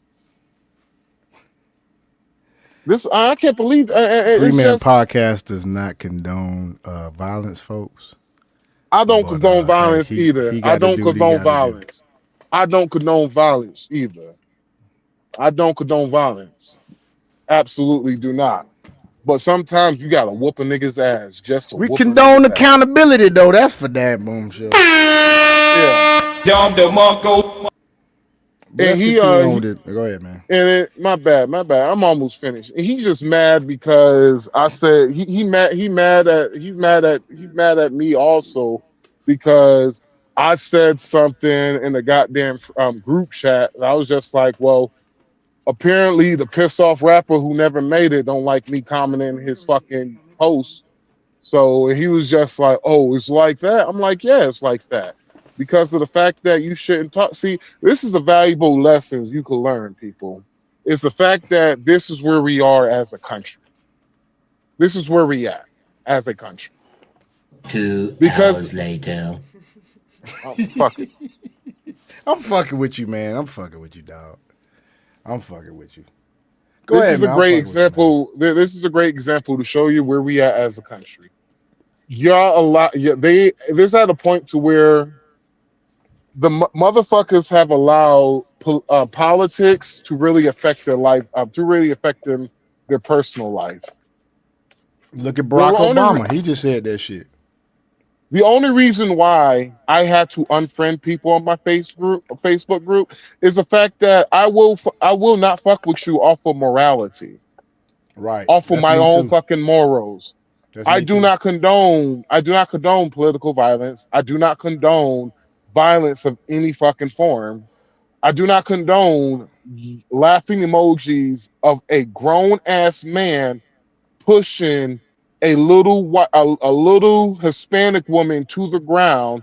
I do not condone motherfuckers laughing at that shit. No. Because let that been a black man, his ass would have been locked the fuck up on the quick. Mm-hmm. But I don't condone that shit. And the problem is that you bitch ass niggas have drunk too much of the goddamn Kool-Aid to the fact that I can't even have a conversation with you niggas no more. I don't even want to be around you niggas no more. You niggas are clown, mad pussy, and more clowns. But you trying to go on to the next segment. I'm finished, bro. Hey, folks, if you want it raw and uncut, pause. Come to the 3-Man Podcast. We speak it like it is, and we don't hold shit back. It is what it is. Fuck it. Walgreens says the store is closing due to safety concerns, including theft and violence. But residents say that doesn't match Theft what and they violence. see day to day. The lie that Oh my God, seriously? They saying that it don't match what they see day to day? Like the thieves are gonna goddamn come in there when your ass in there to be seen. You dumbass. Boy, I tell you. they're telling It's open 24 hours, people. us it's a health or What, a Walgreens? loss prevention issue. Yeah, it said it was open 24 hours. Not With no 12 fucking states Chicago. we have Hell lost- no. Well, I guess not no Hell more no. shit. Shit, nigga. Hold on. Walgreens haven't been 24/7 in Chicago since COVID, nigga. I haven't seen a 24-hour Walgreens in years. Well, ain't one here either. CVS is 24/7, but not. Yeah. Shit, I haven't seen a 24-hour. Shit, where? Right there, down by my house. Oh, it's one in Marietta. It's a 24-hour Walgreens behind Marietta. Off of that road. Shit. I haven't. Only places I have seen a 24-hour Walgreens at has been the whitest of white areas in the whitest of white states in Nebraska, nigga. That's the only time I've seen a 24-hour Walmart. Outside of that, nigga, shit. That's good. Again, this neighborhood is not broke. The nearest pharmacy will soon be more than a mile away, a hear distance them? residents say is especially. You hear what he said? This neighborhood is not broke. However, what did Walgreens say they was closing it for? Safety concerns. Ain't got shit to do with money. Other than the fact they getting robbed. It's safety concerns. hard for seniors. It has been a lifeline for many. It has been a place where seniors walk, sometimes slowly, sometimes with assistance, but with dignity to pick up their medications that keep them alive. Not across town, not 2 bus rides away, right here in their community. For families managing serious health. Well, she went to high school. They need to fucking close that bitch. But anyway, listen, folks, this is what's crazy. In Chicago, you've seen them turn Chicago red protests and stuff in like the Capitol and meetings and shit. But when have you seen a stop the violence fucking protest in fucking Chicago? You're protesting about this Walgreens closing, but you won't protest about the killing going on in the street? I mean, what the fuck, man? I mean, seriously. You stupid. This don't make no goddamn sense. I don't want to hear all this shit, man. I don't want to hear none of this shit at all. Conditions, consistency is critical. 29 years, my husband has dealt with kidney issues. 2-time transplant. I donated the second one. Walgreens has been a staple in our lives where we come from medication. Being a transplant recipient, that means he's on lifelong medication. Something we don't have time to search for, to find out where can we get what he needs. Over a year ago, Walgreens shuttered locations in Bronzeville, Little Village, South Chicago. Are they doing that in the video? That is, is that you, Wildcat? True or not, shower suppression. I was doing violin and I was doing it. No, that you so fucking wrong, bruh. Bruh. My point is this. Y'all ain't out here protesting the violence. But now you want to tell them about your cancer and stuff and all this. Why don't you do that at a damn Stop the Violence program? I can't be safe. I ain't got much time left on this world. And y'all out here killing each other. You could have said that shit at the damn anti-violent damn protest. Niggas ain't gonna do it because they know if they do that, then niggas gonna attack their asses. That's why. Yeah, they finna goddamn snipe their asses. What they gonna do? The way Chirac built. You go out there and try to protest nonviolence all you want. They'll probably be out there with Dracos and everything. They gonna send some YNs after your ass. You know? They sure are. They scared of them kids out there. I'm just saying. I'll be scared. Shit, I'm scared of them motherfuckers too, bro. Shit, I'm scared of YNs and fucking goddamn Atlanta. Nigga, I had a little motherfucker. I'm trying to teach him the game and shit. This, you know, this motherfucker, he's busy saying. He is basically, I'm teaching him how to, because he plays a little bit of sports. And I was like, oh, what position you play? He was like, man, I play outside. I was like, man, you need to move to middle linebacker, bro. And I was just like, you got the physical attributes for it, bro. You need to go work out, stay in the weight room and all that shit. And eventually, one of my homies who will scout, they're gonna scout your ass. They're gonna find you. They're gonna come find you. The whole entire time, this motherfucker is like, no, how about you put me on? And I was like, nigga, I just gave you the game, nigga. You do this shit for yourself. And he was just talking. It's basically like he wanted a handout instead of him doing the shit himself. Come on, man. This is a young little nigga. 14. No, he was, my bad. He was about 13 years old. He was posted up on the block, nigga. And I'm teaching him the game and shit. And I was just like, whatever you doing, bro? I want to do this shit, bro. And I was like, he was like, man, we ain't doing that. And I was like, listen here, little nigga. I know the fucking game, bro. I've been through it, lived through the shit, all that shit. These little niggas don't listen to nobody because of the fact that their mama had babied these niggas to a point to where and you went right back around and spun the block on the problem in the Communitah, bro. Out of wedlock children, single mothers raising these jokers, all because the community, the nuclear family is gone. Yeah, and these little, what I'm saying, you can't say nothing to these little niggas. You can't say shit to them, bro. At all.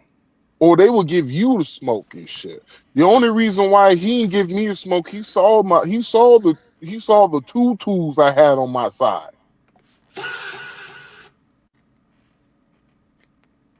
That's what I'm talking about. Then one of his little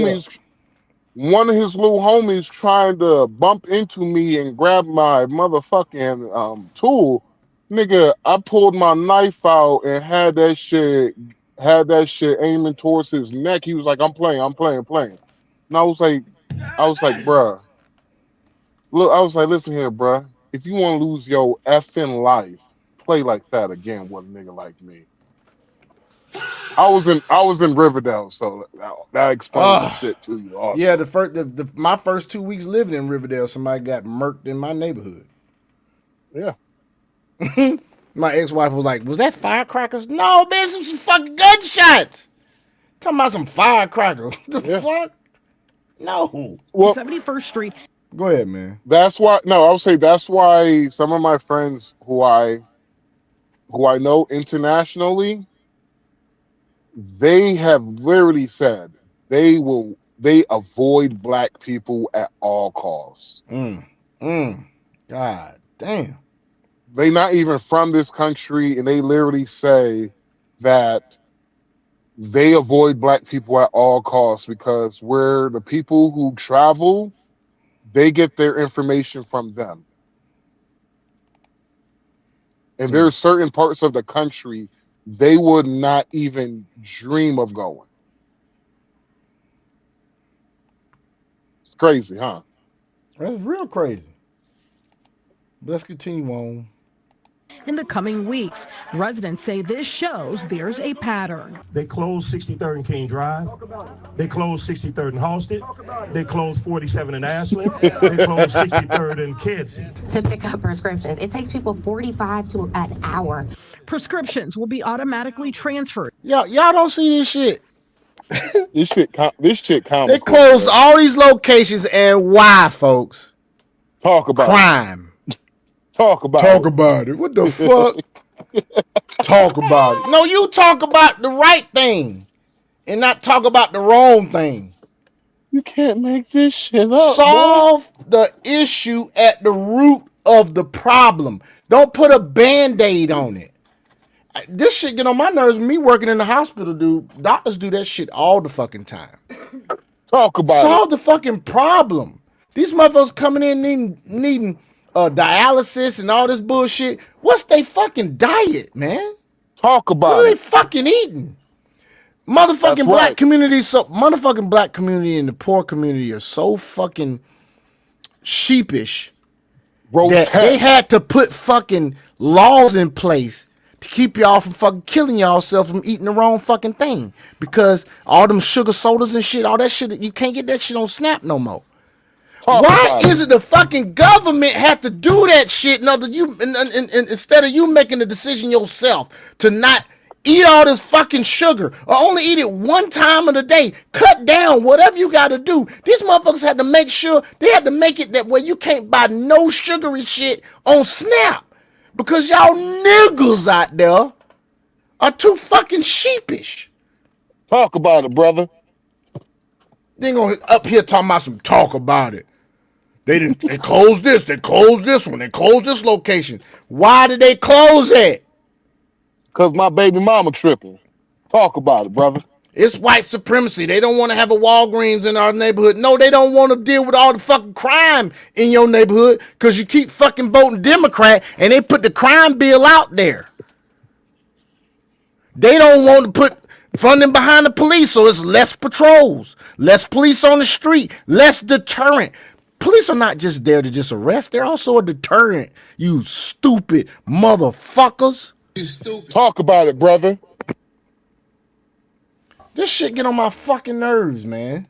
After the store closes June 4th to a location about 1.3 miles away on East 87th Street, and patients will be eligible for 90 days of free delivery. Time out. You say an area that is 1.3 miles away? Let me see, man. Let me go back. Rewind that shit. Location about 1.3 miles away.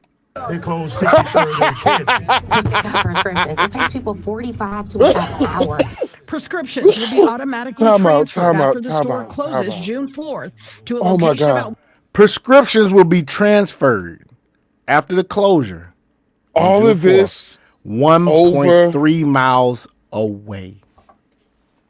You can't Are make you this fucking shit up. kidding me? You can't make this shit up, dog. I'm fucking done, bro. Oh my god, nigga.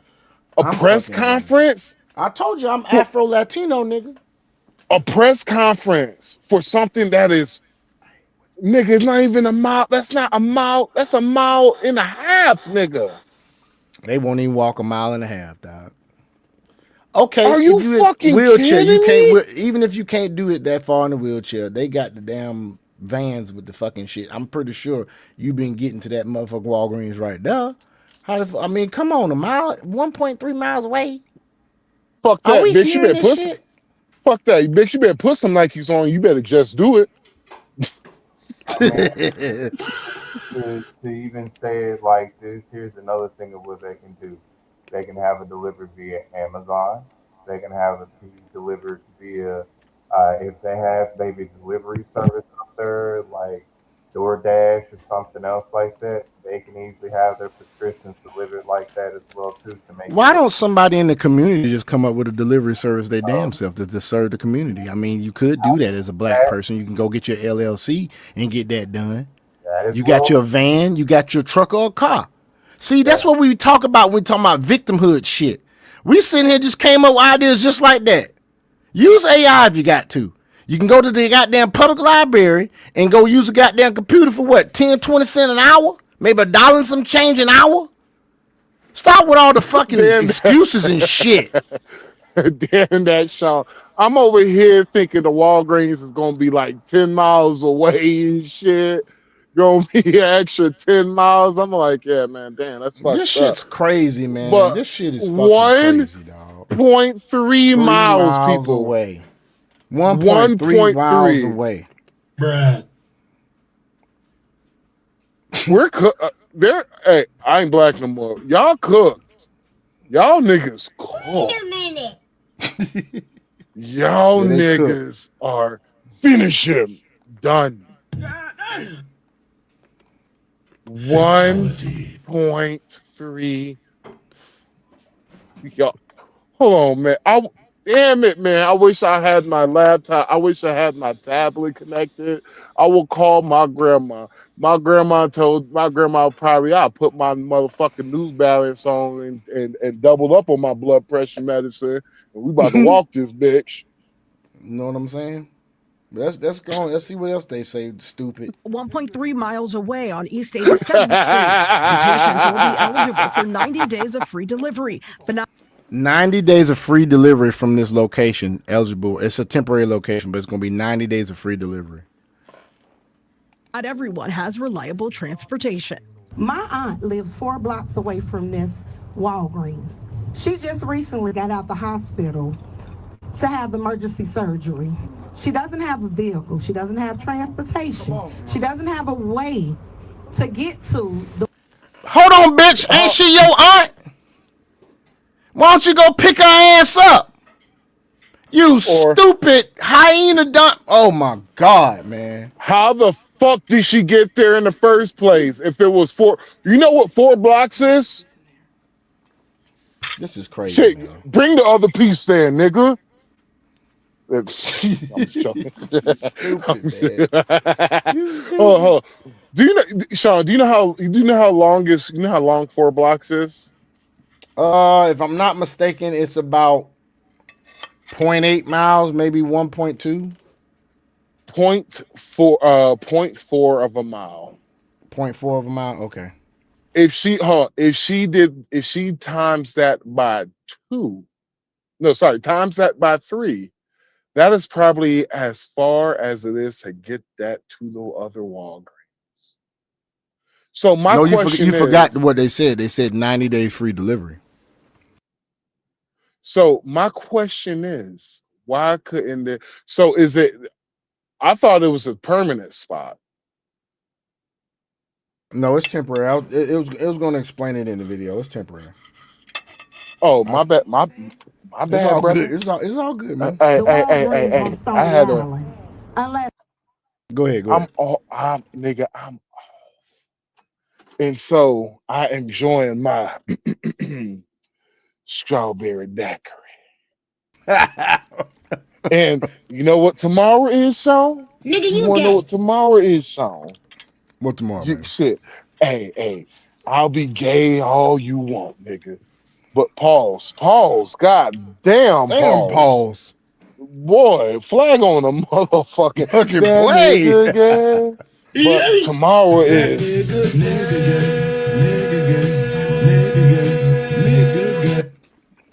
Malibu Day. What? Malibu, nigga. Boy, you stupid. No, Keep on okay. going. Hold, Sean. A good Yeah. now. I'm putting you on right now.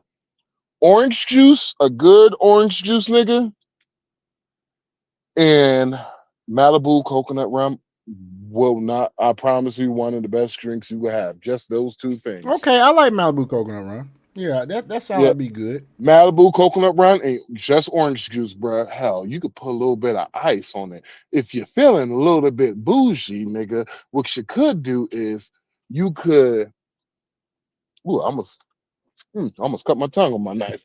What you could do is you could get some orange slices, nigga, I hear you. and put it in the freezer. Freeze the motherfucker up, and you don't need ice. You just use the orange pills, nigga. Or Okay, you could okay. Or you could do like I'm doing, nigga, cutting up fresh strawberries for my drink, nigga. Nigga, you gay. That, hey. Hold on, what them gay niggas used to say? I said, Hey, hold up, wait a minute. what them gay niggas say? How you know you won't? How you know you might not like you? If you never tried it, how can you judge it if you never tried it, nigga? Nigga, you stupid. Let's continue on, man. I take off of work because her only child, lives in Michigan. So this place isn't just a store on this corner. For some, the impact is personal and immediate. I have a 76-and-a-half-year-old mother that had a lung transplant, and the medications that she take compromises her immune system, so she can't be around people. I'm gonna say, man, how much y'all want, bro? Medicine that my mother takes every single day for the rest of her life. Every pill bottle in here has a Walgreens cap on it. A lost residents say goes beyond convenience. You know, I feel for him in his situation, but here's the thing: they still keep looking over. They're closing for safety reasons. Why are they closing for safety reasons? Because the crime is too high. Why is the crime too high? Because that Democratic city is too soft on crime. Ooh, they were fighting against ICE coming in there, and their sanctuary city. So who's to say how much of this is illegal alien activity that's contributing to the crime? That's all I'm saying. And directly affects access to care. I saw a Walgreens pharmacy, and my wife was like, "That's a small Walgreens." I said, "No, that's just a pharmacy. That's all we're asking for." The closure is set to happen June 4th. Walgreens says employees won't lose their jobs. They have been offered positions at other locations. Tia Ewing. Why do niggas want so much, bro? Did you get it? Mark. I'm sorry, Don't ask bro. me. I don't know, man. Ever since I think, you know what, Sean? You know what my problem is, Sean? I think because I have done a lot of world traveling, bro, that kind of have fucked my thought process and my thinking and my expectations up.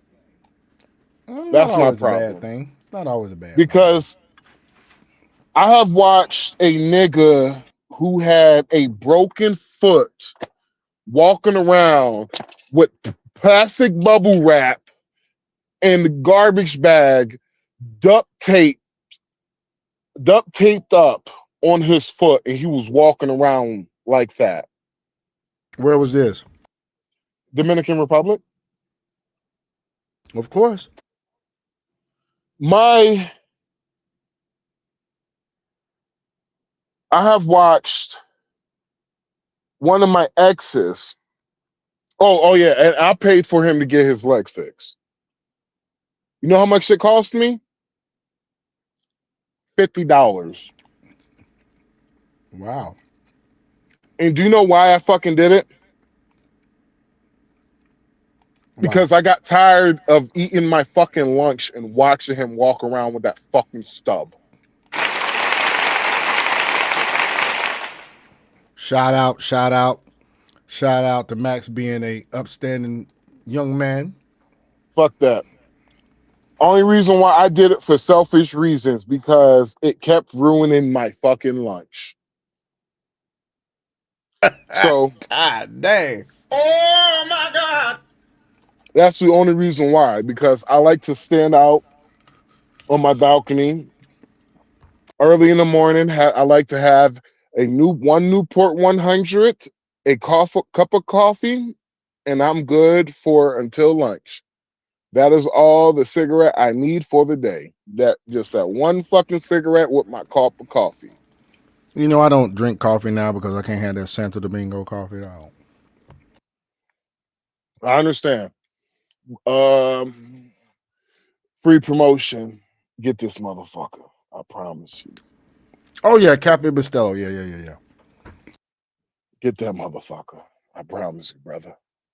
You be like, this nigga Max. Oh yeah, and this is from Colombia. This is Colombia, right? Ohio. Oh shit. Oh my bad. my bad. Look who they imported from. Look who they imported from. No, this is Colombia. It was distribution is Schmucker company, the same company that makes The the jam and shit. the jam and peanut butter. Yeah, that company. So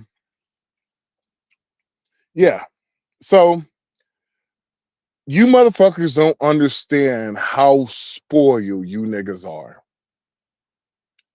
How much do American insurance pay for chemotherapy? Not sure you want me to look it up or something.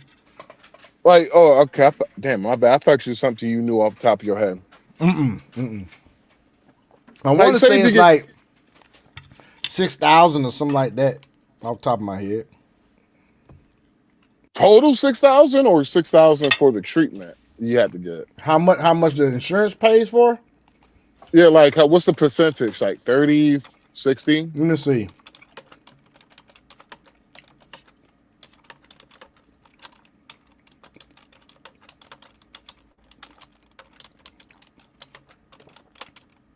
Covered by medical insurance. Let's see here. Come on, AI. Give me a good damn answer, not this shit here. What did you ask the AI? What question you asked? I asked about the percentages covered by health insurance. Said costs range from 8,000 to 50,000 per treatment cycle. Let's see how much. Let me see. Most health insurance plans cover chemotherapy treatments, but patients typically face deductibles, co-payments, and co-insurance. So basically, how much it costs for standard cancer treatment? If you don't mind Googling. 8,000 to 50,000, but it says with complete treatment courses potentially exceeding 200,000 for those without insurance coverage. That's how much my partner had to pay. 200,000 because he had. Says original Medicare Part B covers 80% of outpatient chemotherapy costs after the annual deductible is met. They're responsible for 20% co-insurance. So you want to hear something so funny? What? My girl's mom insurance only covered 14%. And she in another country. Everything has to come out of pocket. 86%. We over here complaining. Yep. 86% has to come out of pocket. How dare we complain?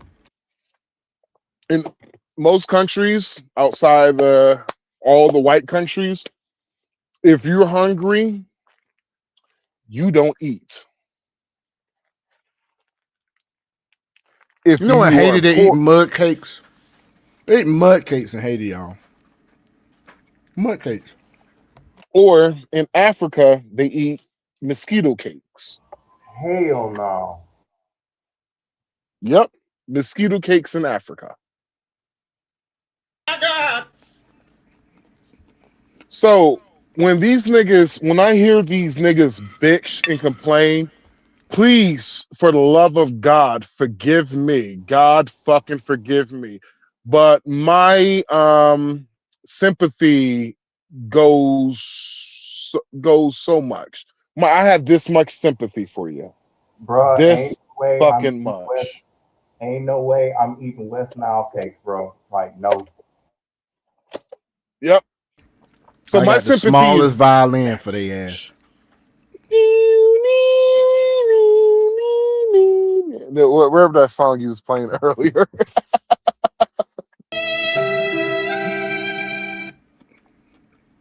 Yeah. Oh, you must not have the whole shit.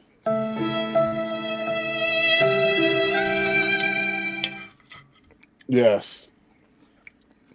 So that's how far my sympathy is for you niggas. Because for all you bitch ass niggas who want socialism, have you ever been to a socialist country? Like I told most Not niggas, I. I have. I have. Oh, I'll be real with you. When it comes to being on the rich side, oh my God, exquisite. I guess Exquisite. I have. I mean, Haiti's a socialist country, aren't they? Exquisite. Exquisite. They got I've been to very good Lobby, Haiti, taste. but Great fucking taste.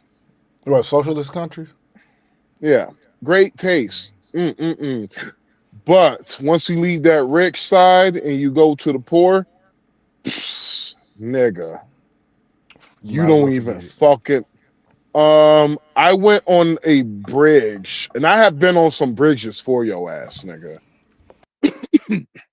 I went on a bridge to where I was goddamn terrified that the 18-wheeler was right behind us, and I'm telling my girl to translate to her sister, drive faster. The bridge was made out of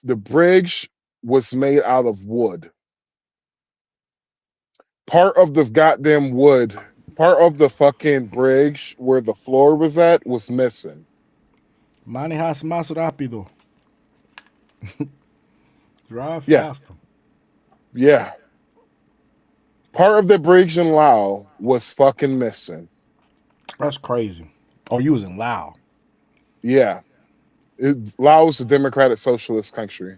Oh, okay. Democrat Socialists of Laos. I gave my girl $100 bill because that was all I had. I gave her 100. She dropped on her knees and started crying. Mm-mm-mm. I quote was translated, I have never seen this much money at one time in my life. That's crazy. A $100 bill. When it came to her exchanging that out, the foreign exchange, the currency exchange had to write her an IOU because they ran out of fucking money. For $100 bill? Yes. It was funny because I said the same thing. I was just like, God damn. They ran out of fucking money when yeah. That's She crazy, told man. me, my girl told me, thank you. Thank you. Her kids are going to be able to eat for the whole entire year now without starving. I was like, God damn, 100? Shit. When the She was the grateful, unlike some of these chicks over here. the town, their water system broke. So I asked them, I was like, well, how much it cost to pay for how much it cost to pay for it? It was like, it's gonna cost $500. I was just like, tell the guy I pay for it. They threw me a party. The community threw me apart. That's the reason why whenever I go to, if next time I ever go back to Laos, where I bring I'm a celebrity. I'm literally a celebrity in Laos. People literally run up to me and take pictures with me. That is crazy, The, man. the part of Laos I was at, like I was literally taking pictures with people all day. They called me the Great Black Man. God, dog. Yeah. I might have to do some of that shit, man. Help some communities, man. So my sympathy with you niggas. That small. Hold on. You can barely see that shit. It's goddamn the size of a penny, nigga. No. You niggas could eat shit. You think I can't? You niggas can eat shit. If you think I give a fuck about y'all not walking an extra hold on, my bad, an extra 0.9 of a mile if y'all niggas was walking. How the fuck y'all, nigga, 1.3 of a mile, nigga. That's a $2 bus ride. I know, right? Oh, I mean, Round damn, trip, they can't ride the bus? You privileged motherfuckers. Man. Privilege as hell, man. All right, let's see what else is going on, man. Hold on, Sean. Is that beyond privilege, bro? What spoiled? It's spoiled as shit, is what it is. That shit's crazy, man. Let's see what they're saying here, man. Giving their party a better chance to win every congressional seat in November. They voted to eliminate the state's only black majority district on Thursday. Opponents held a passionate demonstration. They say this move punishes black voters. Supporters, though, say the new maps are not driven by race. Chaos at the Tennessee Capitol in Nashville Thursday as Democratic lawmakers... Look at this big-ass behemoth hyenodon on top of a fucking thing. Won't let go of whatever this is this dude got a hold of. She won't let it go. That's a huge protesters tried to stop legislation breaking up the state's only Democratic House seat. Now, mind you, go look up in the Northeast, people. Go look up at New Hampshire, Rhode Island, Vermont, New York, Delaware. Go look at how many Republican seats up there. Yelling, holding signs. Zero, by the way, zero.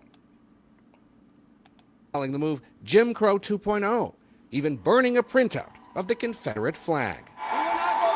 The change follows a Supreme Court ruling last week that narrowed the Voting Rights Act. CBS News election law analyst David Becker says the ruling has this effect. And in some cases, that's going to mean that they blanch their entire state's delegation and really minimize the impact of the minority population in the state. That's the concern for Democratic Congressman Shamari Figures in Montgomery, Alabama, where a similar pending Supreme Court decision could draw his majority black district off the map. So what that translates into is this. It's okay to discriminate against Democrats who are black, but it's not okay to discriminate against black Democrats. Doesn't make a lot of sense. Alabama's Attorney General says it's just a question of reflecting the state's Republican tilt. What did I ignorant? Hold on, let's go back. Democrats who are black could draw his majority black district off the map. So what that translates into is this. It's okay to discriminate against Democrats who are black, but it's not okay to discriminate against black Democrats. Doesn't make a lot of sense. What are you saying, nigga? I'm still trying to figure out what the fuck he's saying. Oh, God, what? It's okay to be light-skinned, but if you it's not okay to be light complected. But it basically what he said is it's okay to be light-skinned, but if you light-skinned and got a white wife, it's not okay. Like, nigga, what? This dude did that. Hey, word salad must be the call to action now for the damn Democratic Party. Because that was a whole lot of word salad. I'm a pretty intelligent person. I got over 100 and some IQ. However, I don't know what the fuck he meant by that shit. Let's listen to it one more time. Just one more time. Pending Supreme Court decision could draw his and there's captions off the map. So what that translates into is this. It's okay to discriminate against Democrats who are black, but it's not okay to discriminate against black Democrats. Doesn't make a lot of sense. Alabama's attorney general says it's just a question of reflecting the state's Republican tilt. Alabama's a conservative state. Yeah, hey, did you get to try to put the Obama goddamn voice on it? And the Obama like pace of talking. You didn't catch that, did you? We got another goddamn Timu Obama. Sean, my brother. It's okay to discriminate against black Democrats, but it's not okay to discriminate against Democrats that are black. Nigga, what? Dude, man, I'm not trying to bust a blood vessel trying to figure out what the fuck he just said, dog. That shit sounds like some bullshit. The cocaine running heavy up there, boy. He's stupid. He's stupid, man. He's stupid. Let's continue. I'm not, man. Shit. I need a break. Nigga got after that shit. He got an IQ of goddamn room temperature, nigga. That shit's crazy, dude. Like, that's why and people just sat there like they understood. Bitch, you ain't understand a thing he just said. Oh, Sean. Sean, if I was there, I'd been like, what? Nigga, what? What? No, I would be like, nigga, what? They would have zoomed in. They'd be like, hold on. We're going to have to zoom in on my brother. What, nigga? Like, what? Huh? Hey, no, I would have looked at him and be like, look. Do me a favor, please. Get out of here. Get out of here, man. I would have said that. Sean, it would just turn red. I'd be like, what? I know, right? I'm really not. Look, I'm not trying to let that blow my high. I ain't even trying to think like, about that. But where the hell that red light come from? What? Man, I can't, man. I can't no more. That shit there got me vexed, dog. Civil rights activist Doris Crenshaw, who at 12 years old started working on civil rights issues with Rosa Parks, was at an information session hosted by Congressman Figures Thursday night. You've spent your entire life working for more representation, and they may be on the verge of taking it away. It does not sit well with me and shouldn't sit well with the people of goodwill in this country. As of yet, nothing. My thing is this. Who says that a black person got to represent a black person? We talking about politics. We ain't talking about social issues. We talking about politics. Voting and stuff. Who says that a black person has to represent a black person or a white person has to represent a white person? Or, vice versa throughout the whole demographics of America. Why you can't have a white man represent you? Why you can't have a Hispanic man or Hispanic woman? Why does it matter what race they are if they're representing you? If your own fucking race is destroying itself. Well, obviously it ain't fucking working. This is the Republican way of forcing people to make better decisions. Yeah, I see that. This is like because they're gonna gerrymander these districts, but the Republicans still have to win. Yeah, they still got to win. You still got the choice of who you want to vote for. You still can choose a Democratic ballot, a nonpartisan ballot, or a Republican ballot. But you know what black folks say? It doesn't matter if we vote Democrat, everything gonna stay the same. I'm like, nigga, you been voting the same way for 90 fucking years. It's like, it's like this jackass on fucking Facebook. And I was just like, come on, bro. There's a lot of them on Facebook. Facebook's turned into TikTok. I was like, come on, bro. Let's just be real, bro. You got motherfuckers who's been, I was like, bro, black community been voting Democrat majority for 90 years, bro. 90 years. Mm-hmm. And he was like, well, black people will vote for conservative Republicans, but not MAGA Republicans. I was like, I literally took a picture of my face, and I had the most dumbest face on. Like literally, everybody just putting laughing emojis. They just like, Yo, picture that you, one lady was like, the picture that you put explains everything.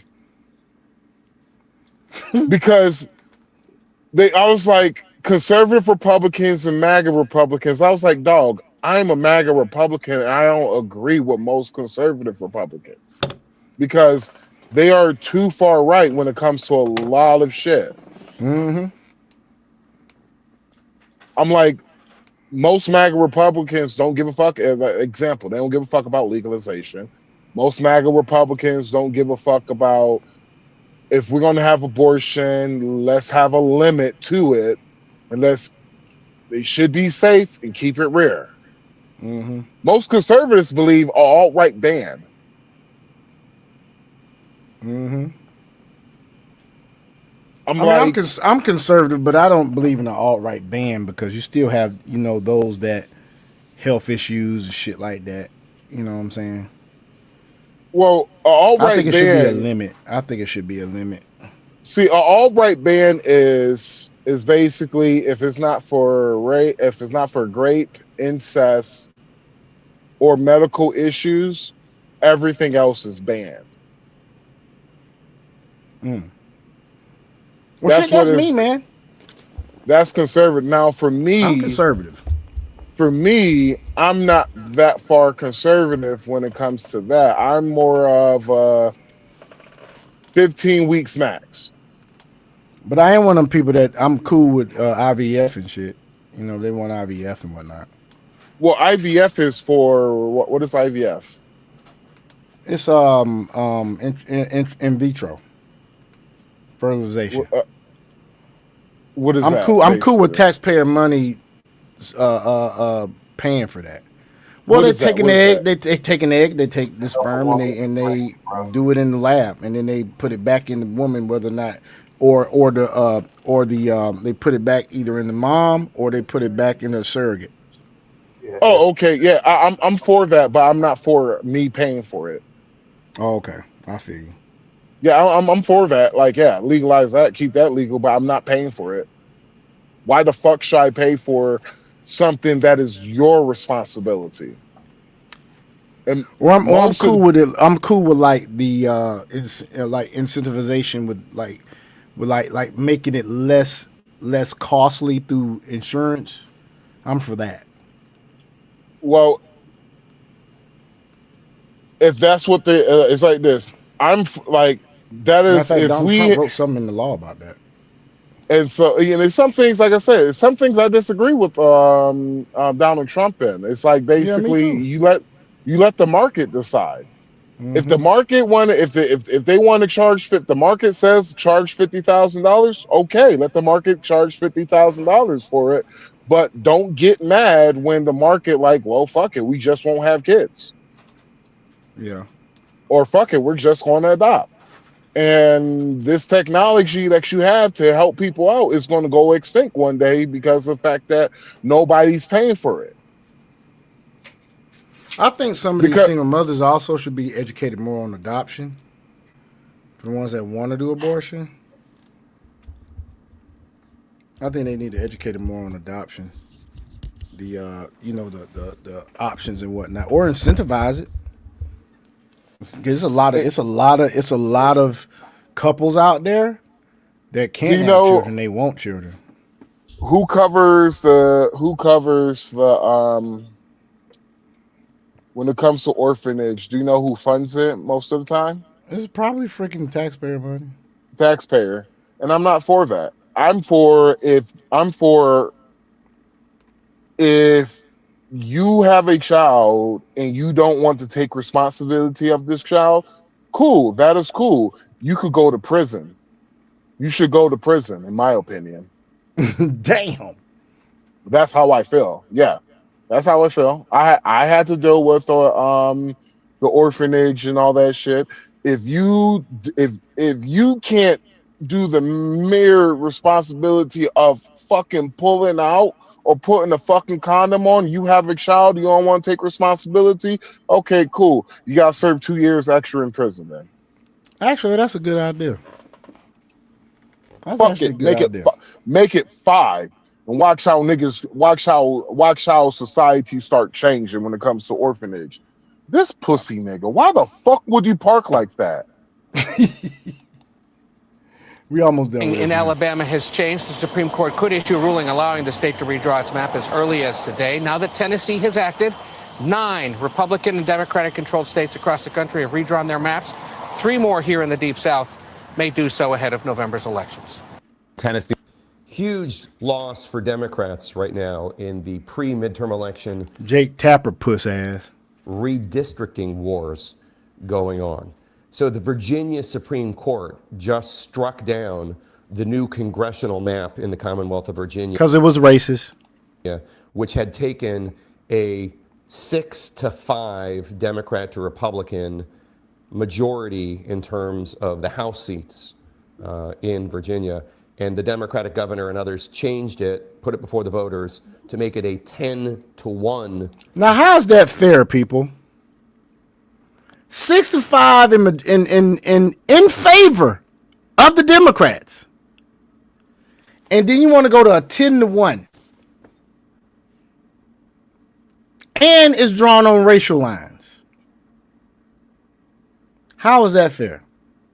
Now, some of these other Republican states have that basically take away almost dang near all Democratic representation. It's in a Republican state. And it's drawn off census info, not on race, on population. That don't mean you can't vote Democratic. They could probably still turn some districts Democratic. It's just that because of how it is now, that's how it looks. You still got your right to vote. You still can vote who you want. Pussy ass was gonna say. I'm about to play. I want to hear the rest of his pussy ass. I'm about to cook this nigga. Democratic majority. The Virginia Supreme Court just ruled, nope, you got to go back to the original 6-5. The way you did this violated the procedures as outlined in the Virginia Constitution. It's basically, I don't want to get too technical here, but it has to do with there needs to be an election of the House of Delegates in between before you do such a thing. So what does this mean? Bigger term, bigger picture?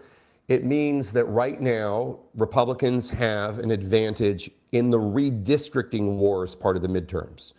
You might remember President Trump seeing the midterm elections coming. Usually midterm elections go poorly for the party in power. He leaned on Texas to redistrict mid-decade, which is what's unusual about all this happening in the middle of the decade instead of at the end of the decade. And Texas redistricted to give basically, they hope, the Republicans hope, a 5-seat advantage, 4 to 5 seat advantage for Republicans representing the House there. Then California, Gavin Newsom, the Democrats, they did something similar. And then it just set off this whole arms race of different states trying to redistrict mid-decade. Right now, we think it's still shaken out because of the U.S. Supreme Court ruling that struck down part of the Voting Rights Act. It's still shaking out. We do think it will be anywhere from a +1 to +11 Republican advantage just in terms of the redistricting. That doesn't mean Democrats aren't going to recapture the House. But Republicans right now have the advantage on this part of it. The midterms still traditionally go to the party out of power. That said, Virginia Democrats were just handed a big defeat by the Virginia Supreme Court. Interesting. Here go that chick you was talking about, dude. But go ahead. So, I know you want to talk about Jake. Go ahead. So, I appreciate it. I appreciate Jake Tapper not doing most of the bullshit that that Democrats usually do. So, I give him credit for that. Mm-hmm. So, for all the people who don't know, what's supposed to happen is before the Democrats, this is just, I'm trying to remember, but before the whole redistricting shit for Virginia, what's supposed to happen is the governor is supposed to pass a law. Then once they pass the law, then it goes to their basically their quote unquote house. Then supposed to pass their house. Then once they pass the house, then their voters supposed to vote on it. It's a 3-step process for all of that. But the problem is what Virginia did. They skipped all of that and just went straight towards the voters on it. Mm-hmm. And this is in your constitution. You should know this. That you this is the reason why that when it comes to Virginia, why I say they literally probably elected one of the worst governors, and she's going to probably have one of the lowest ratings as a governor, lower than any governor. Well, currently, right now, her rating is lower than any governor in their history at this moment. Well, they voted for her. That's what they wanted. Barack And Obama supported he could have just stayed out of this. He decided to go stomp for a white woman who's running against remember, a black woman. Barack Obama, he talked all that shit with Kamala Harris, like, why aren't you showing support for the black woman like y'all showed support for me? Mm-hmm. But when it come across the other side of the aisle, you see what Obama coon ass did. He went for the Yep. white woman. You see what Sure did. NCAACP went for the white woman. And so the Yep. NCAACP can never say shit to me. Can never say shit about racism, coonery, and all that shit. Honestly, bro, I'm all the time. Whenever it comes to the NCAACP, I'm going to pull that shit out my ass every single fucking time. When it Oh comes to the yeah. Every time. NCAACP, Every I'm time. like, when it comes to the NCAACP, well, you're allowed racial dollars off inside the NCAACP. When it comes to the NCAACP, you picked a white woman over a black woman, which is Mm-hmm. your prerogative, but don't fall into racial politics when it comes to racial ideology. Pick a Don't struggle. do that shit. Pick a fucking struggle. That's why I Mm-hmm. say being pro-black is being pro-Democrat. Mm-hmm. It sure is. Because what would show pro-blackness is if you would have voted for the black woman instead of voting for the white woman. You would have had the black woman. You would have had the black woman at your state convention to speak instead of Spanberger. But that's right, folks. They invited a white woman to speak at their state convention. Now, here's the thing: they could have just left politics out of it and not endorsed neither fucking. But they say that's not technically them endorsing her because they didn't technically endorse her. But you had her speak at your fucking state convention. Hold on. The convention where they usually endorse a politician, they did not endorse. Fuck out of here, bro. Exactly. And this is the reason why when you bitch ass Democrat, pussy ass, hoe ass niggas always trying to call a nigga a coon and shit, I'm like, bruh, say that shit to a motherfucker who cares, bruh, because what I would do with I wish all of your tears was toilet paper so I could wipe my ass with it every single time I use the bathroom. Fuck y'all. Damn.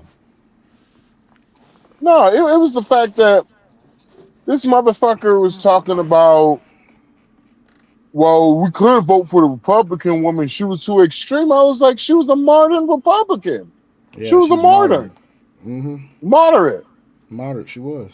And I was like, it was a black woman. She and I had was good like, policies. She had good policies, dude. And she was the lieutenant governor of your state. And she had a great military background. Not only she had a great military background, but since y'all love this shit so much, she was a black woman married to a black man with black kids. Mm-hmm. And black grandbabies. But you know what? If I was in Capitol Hill right now, I'd be trying to find a way. Let's get her to run for something. Let's really see if these black people gonna really, like, if you put her as running for the president of the United States. Now, she wouldn't do it this time because you got J.D. Vance, you got Marco Rubio. she doesn't have a record. That's why. Yeah, she didn't have a record. She can't just. It's the Republicans is not like the Democrats. They're not going to have somebody who's a failure. They're not going to play the race card either like that. Absolutely, because the Republicans, their model is basically we care about you off your merits, not off your what you look like. You got to have the fucking merits to get up there. See, If it was the Republicans back in the early 2000s, I would have been like, yeah. Because on my opinion, the Republicans back in the early 2000s, they was kind of like, I don't know. There was I wasn't a fan of the early 2000 Republicans Me or the neither. 90s Republicans. Me neither. Me neither, But man. You gotta the realize though, new, Donald Trump has like reshaped the whole fucking party. Not that it yeah, was in a very bad direction or anything, and I'm not talking about reshaped it when it comes to social issues like racism and all the other good stuff. I'm not saying that he reshaped it like that. I'm just saying when it comes to their want to like they're a little bit more action. They take a little bit more action now, even though they still ain't taking enough. If that makes sense. Like they're a little bit more bolder in their stances on things. They have a little bit more backbone than they used to have, because they didn't used to have no backbone at all. Hell, the Democrats really didn't have no backbone back in the '90s and shit. When Bush was elected, when they yeah. won that damn election, the Democrats were some old weak ass motherfuckers when they come to doing shit. So Now they're more desperate. They'll do anything now. what happened is whenever what happened is around in Obama's second term, the Democrats started falling into identity politics. Mm-hmm. Then they start doing a whole Trump derangement media and Mm-hmm. shit. And so what Mm-hmm. happened is a lot of those Democrats lost their seats to progressives. And then once the progressives started winning, then they took the mask off. And that's when you start seeing Marxists, communists, and socialists in the Democratic Party. Then once Joe Biden beat Trump, that's when it was complete mask off. Complete mask off. Because let's just be real, the Democrat Party is a the Democrat Party is a socialist Marxist party. Yep. There already exists a Democratic Socialist Party of America. It's already out there. Mondami is actually registered as that. That's his party. He just Yeah. ran under the Democratic flag, but he's a Democratic Socialist. And he is And going through some shit in New York too. He going through some shit. As a person who goes to New York often, it's going to be a hellhole next year. Yeah, they already talk like he's already like why would you make a goddamn commercial singling out a very successful business that adds economy to your fucking city? Now the dude is moving his shit to Florida. No. He already moved his shit to Florida. Mm-hmm. But he's completely rethinking about doing a complete move. Yeah, his partners. He's been talking to his partners and some other people to move. Yeah. He sure and has. so they ain't gonna come out straight off of it. What they're using it as a negotiation tactic. Mm-hmm. Doing what Donald Trump did with some shit like leaving NATO is a tactic by Donald Trump to try to get what he wants out of NATO. He's still willing. He's still willing to fucking leave anyway because we were the police. No, we were. Go ahead. We're leaving NATO. We're leaving NATO. Of course. It's just if the Republicans win the House and the Senate, they look like they're going to win the House. But if they win the House and the Senate, we're pulling out NATO. We're going to end the filibuster and we're pulling out of NATO. I think, and because they couldn't get the SAVE Act to pass, if they win the House, or I think they're going to just win a majority in the House. I don't think they're going to lose the House. But if they lose the Senate, if they win the Senate, they're going to pass that Save America Act. They're going to pass that shit. I don't understand why we haven't done it. They just don't want to end the filibuster. That's all. It's just that's all that shit is, dude. They're like. And that's the reason why did you think all of these rhinos literally lost their they lost They're their gonna bring that shit back. Once them jokers get in office, they're gonna bring that Save America shit back. yeah, Shoot the fuck off. like all those rhinos literally have lost their fucking congressional seats. Yeah, all the rhinos lost. They sure did. Indiana, they took Well, a butt my whooping. bad, but I think it was Trump with Indiana was 5 out of 7. Mm-hmm. Still not bad for a president. That is Still actually not bad at all. That is actually pretty fucking good for a president. You know he gained 2 points with Black Americans. Huh? He gained 2 points. Mm-hmm. It was down like 14%. Now it's at plus 16. I have no faith in black people. Me neither, at but all. it is what it is. It was 23% before the election with Donald Trump. They're saying that black people now. No. What I should have said is not Donald Trump, but Republican Party. Like there's been a 4 million voter swing to Republican, like registration. 4 million swing to Republican Party. What, for just black people or for people in general? It can't be because black people don't vote that much. You're talking about at least 30%. Well, I'm just letting you know that's what I saw on the news, dude. Now, if it's 30%, I will be applauding and I will be surprised. But black folks, remember what I said last election with Donald Trump? I have no faith in black people. Mm-hmm. I literally said that. I don't have faith in black people to change their mind and to change how they're going to vote. And they proved me right again. 92% for black women, 87% with black men. I'm gonna tell you like this, dude. I truly believe, because I read the Bible and what it says about black people in Deuteronomy 28. I truly believe we will continue to be the meek. We will continue to be the bottom of the barrel as a whole race until the end of time, until Jesus come back. Because it's going to take him in order to save us, because we ain't finna save ourselves. Shit, by the time Jesus come back, I feel black people going to be extinct. That could be that could happen too. That could happen too. I'm sorry. Hey, to all the people who think I'm cool for saying what I said, I'm sorry, bro. I apologize. But we you headed that way. You niggas have brought it onto yourself.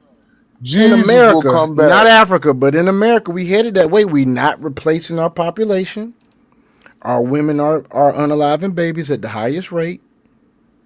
I mean, let's be real. Jesus will come back black before on you black niggas crime, get it together.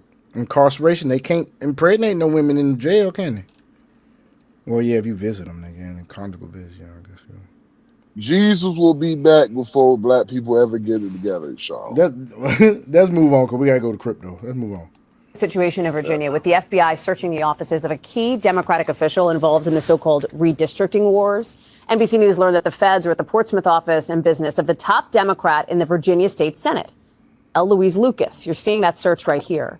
A source familiar with the matter tells NBC News it's connected to a long-running public corruption investigation into Lucas with roots in the Biden era. Now, Lucas is somebody who led the charge for her state to pass an amendment to let Virginia change its congressional maps to be basically more Democratic leaning. And that's happening as Republicans ramp up their own redistricting fight. Like in Tennessee, the GOP there has unveiled a new map that would wipe out the state's lone Democratic seat. Republicans in South Carolina have taken some new steps to do the same. Gary Grumbach is joining us now. And to be clear here, Gary, we cannot necessarily draw a direct line between the Lucas investigation and the redistricting fight. But based on some of the statements you're getting, some top Democrats in Virginia are certainly connecting those dots. Yeah, on that point, federal agents today also executed a search warrant at a nearby cannabis dispensary called the Cannabis Outlet that happens to be co-owned by State Senator Louise Lucas. So that's an important part here, too. We're told why her dumb ass ain't put that shit in a trust? LLC, her shit, put that shit in a trust? Oh, if she had put that shit in the trust, they wouldn't even know she owned the shit. drugs are not the primary focus of this investigation. We're told that this public corruption idea is, and it is, as you said, been long running. Don Scott, however, the Virginia House Speaker, very powerful Democrat in the state of Virginia, is questioning the legitimacy of this whole investigation and this whole warrant search and this raid that happened this morning, saying in part, quote, given the politicization of this administration, I think people should take this with a grain of salt and allow the facts to come out before jumping to conclusions. Now, I will say... Well, at least he said that. That's all right. I don't mind him saying that. Hey, but check this out. This is what I just thought about. Somebody was mentioning somebody, Gavin Newsom, wanting to be our president, right? And J.D. Vance being the, I guess, fraud czar. If y'all ain't figured it out by now, let Gavin Newsom do all he want to run as president of the United States. J.D. Vance is the fraud czar. He has all the access to all the information. He gonna bring all that shit out in debates. He gonna probably bring that shit out in damn in fucking ads, debates. By the time he's done with Gavin Newsom, nobody will trust that motherfucker. Nobody. It's notable that other statewide Democrats across the Commonwealth of Virginia, people like Governor Abigail Spanberger or the Attorney General Jay Jones, have actually sort of held their fire and not said things like that, and have said, you know what, I'm just going to wait until things come out. I'm not going to say anything whatsoever because we don't know exactly how serious this could be. Because while the Eastern District of Virginia recently has been a hotspot for very political indictments, very political investigations, this one does seem, from our conversations with our sources, does seem to be part of a more legitimate, long-running investigation. So y'all hear that, right? Y'all hear that, right? It has nothing to do. It's no DOJ being weaponized against somebody. This shit been going on for a minute. Shit been going on for a fucking minute. Sean, I do got like 10 minutes, bro. Yeah, we about My to. bad, Dragon, bro. you good, man? Dragon. Dragon. Well, I don't know what's going on with Dragon. Yes, I'm back. You ready? I was using the restroom. Give me just a second. Yes, I'm ready. Dragon eating banana with rice. It's bananas with rice. You know, it's just bananas and rice. You know, it's like having bananas and rice. All right, Dragon, whenever you're ready, bro, you can go ahead with the crypto news, dog. All right. So, what I want to go ahead and talk about is for the fact where the architecture is changing when it comes to blockchain technology. Things are getting more and more into DeFi, which is decentralized finance, even in regards to employment, because yes, true enough, AI is taking over some jobs, but there's also other jobs that can pay you anywhere between 120,000 to 350,000. We be working with AI in regards to especially the crypto landscape. So just to give an example of the crypto investment salaries in 2026 for a crypto VC investor as a senior, that's $300,000 to $800,000 a year base salary plus carryover plus tokens. A digital asset project manager and trader, $300,000 to $2 million plus total. Quant and algo trader, $200,000 to $1 million. Research analyst, $120,000 to $350,000. Hell, a product manager in regards to TradeFi is $150,000 to $400,000. Blockchain developer is $150,000 to $500,000 plus total commission plus the tokens of which you would get on the corresponding chain. And then for compliance or regulatory, that's $120,000 to $350,000 a year. So with respect to that, things are getting, like I said, more diverse in regards to the crypto landscape. And in your free time, I say make sure that you have this knowledge and understanding because things are ramping up for you. Also, as well, from the HederaCon that was done just the other day, you not only have the White House that is extremely excited for the productivity of all the infrastructure which being brought on chain in regards to Hedera, you have more real estate that is being tokenized on Hedera in regards to real world assets because Hedera Hashgraph is actually the #1 leading blockchain because not only do they have IBM, they have T-Mobile, they have Nvidia. Most people are not aware, and I'm not sure if I said this last time or not, but HBAR is embedded into every last Nvidia chip. And if HBAR is integrated with NVIDIA and also AMD, and if NVIDIA is the one that's making the processor chips to go into your computers and other stuff, also NVIDIA is the one that is creating the processors for the AI data centers too. Hedera is leading most definitely in regards to institutional adoption and the like. So what they also had indicated as well, and this is coming from the two co-founders and the founders of Hedera Hashgraph itself, is to where there is seamless interoperability in regards to all of the chains of what can link up to Hedera. So there's no more bridging. Is they're literally making it to where the smart contracts on Hedera can speak on the smart contracts as an example on the Metallicus blockchain, XRP, and the likeness of it. Also, Red Swan, which is a major real estate company, has actually tokenized over $2.5 billion worth of real estate already on the Hedera network. IBM is going to be integrating more of Hedera in regards to its systems for what it utilizes as well too.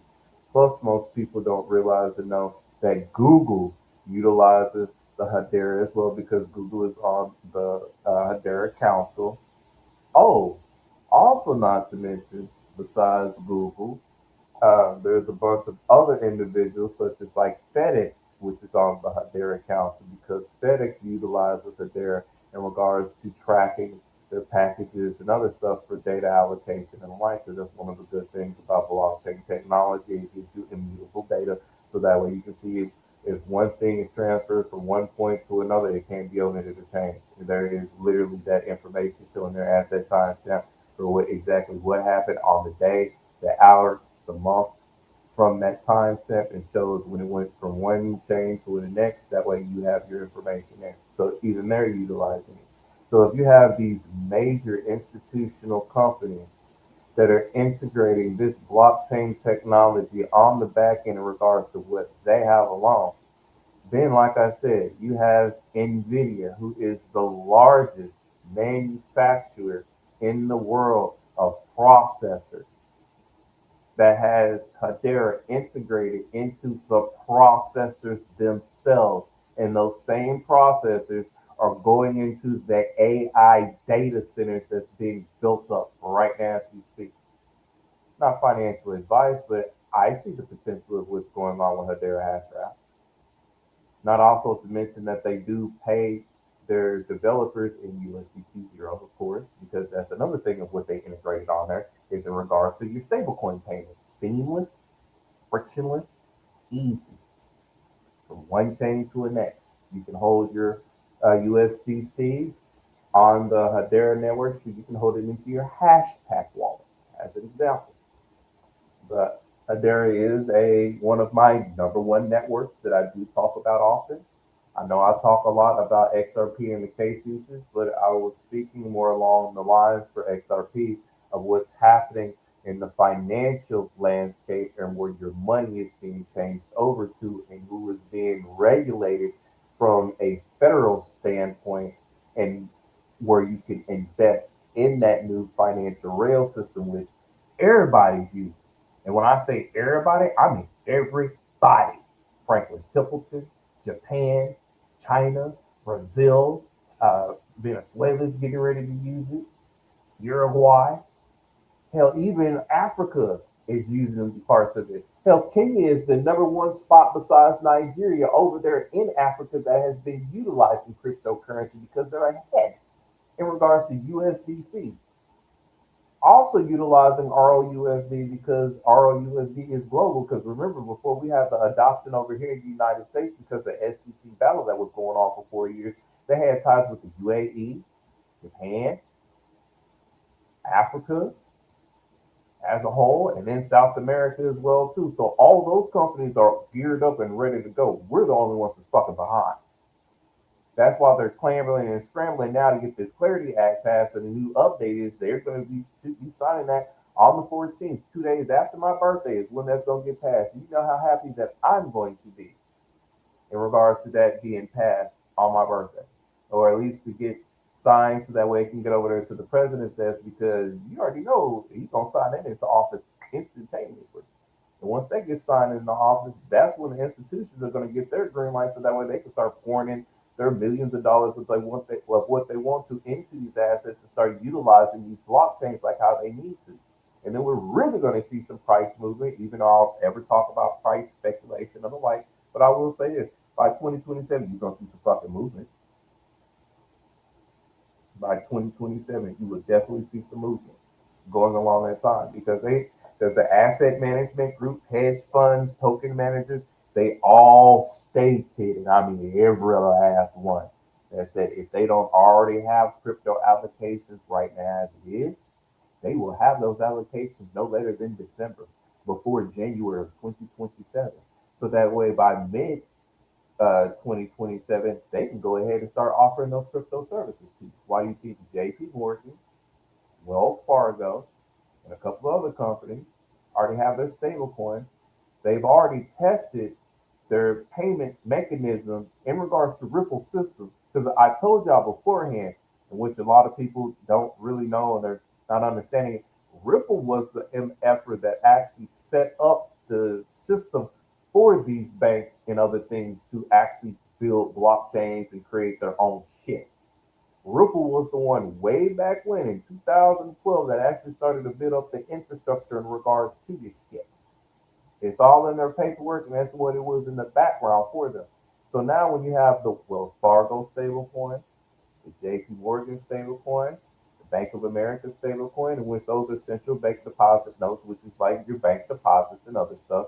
So that is another method in order to utilize, that aspect for finances. I know some people are like, oh, CBDC, this direct bank, that's central currency. Yeah, that's just another avenue of what you can do something inside that bank, but you can also operate outside that bank as well too, because the banks are going to be heavily dependent on their CBDCs. The stable coins is your link to be out of that effort. But that's you and your financial choice and decision of how you're gonna operate. I know how me and my people are going to.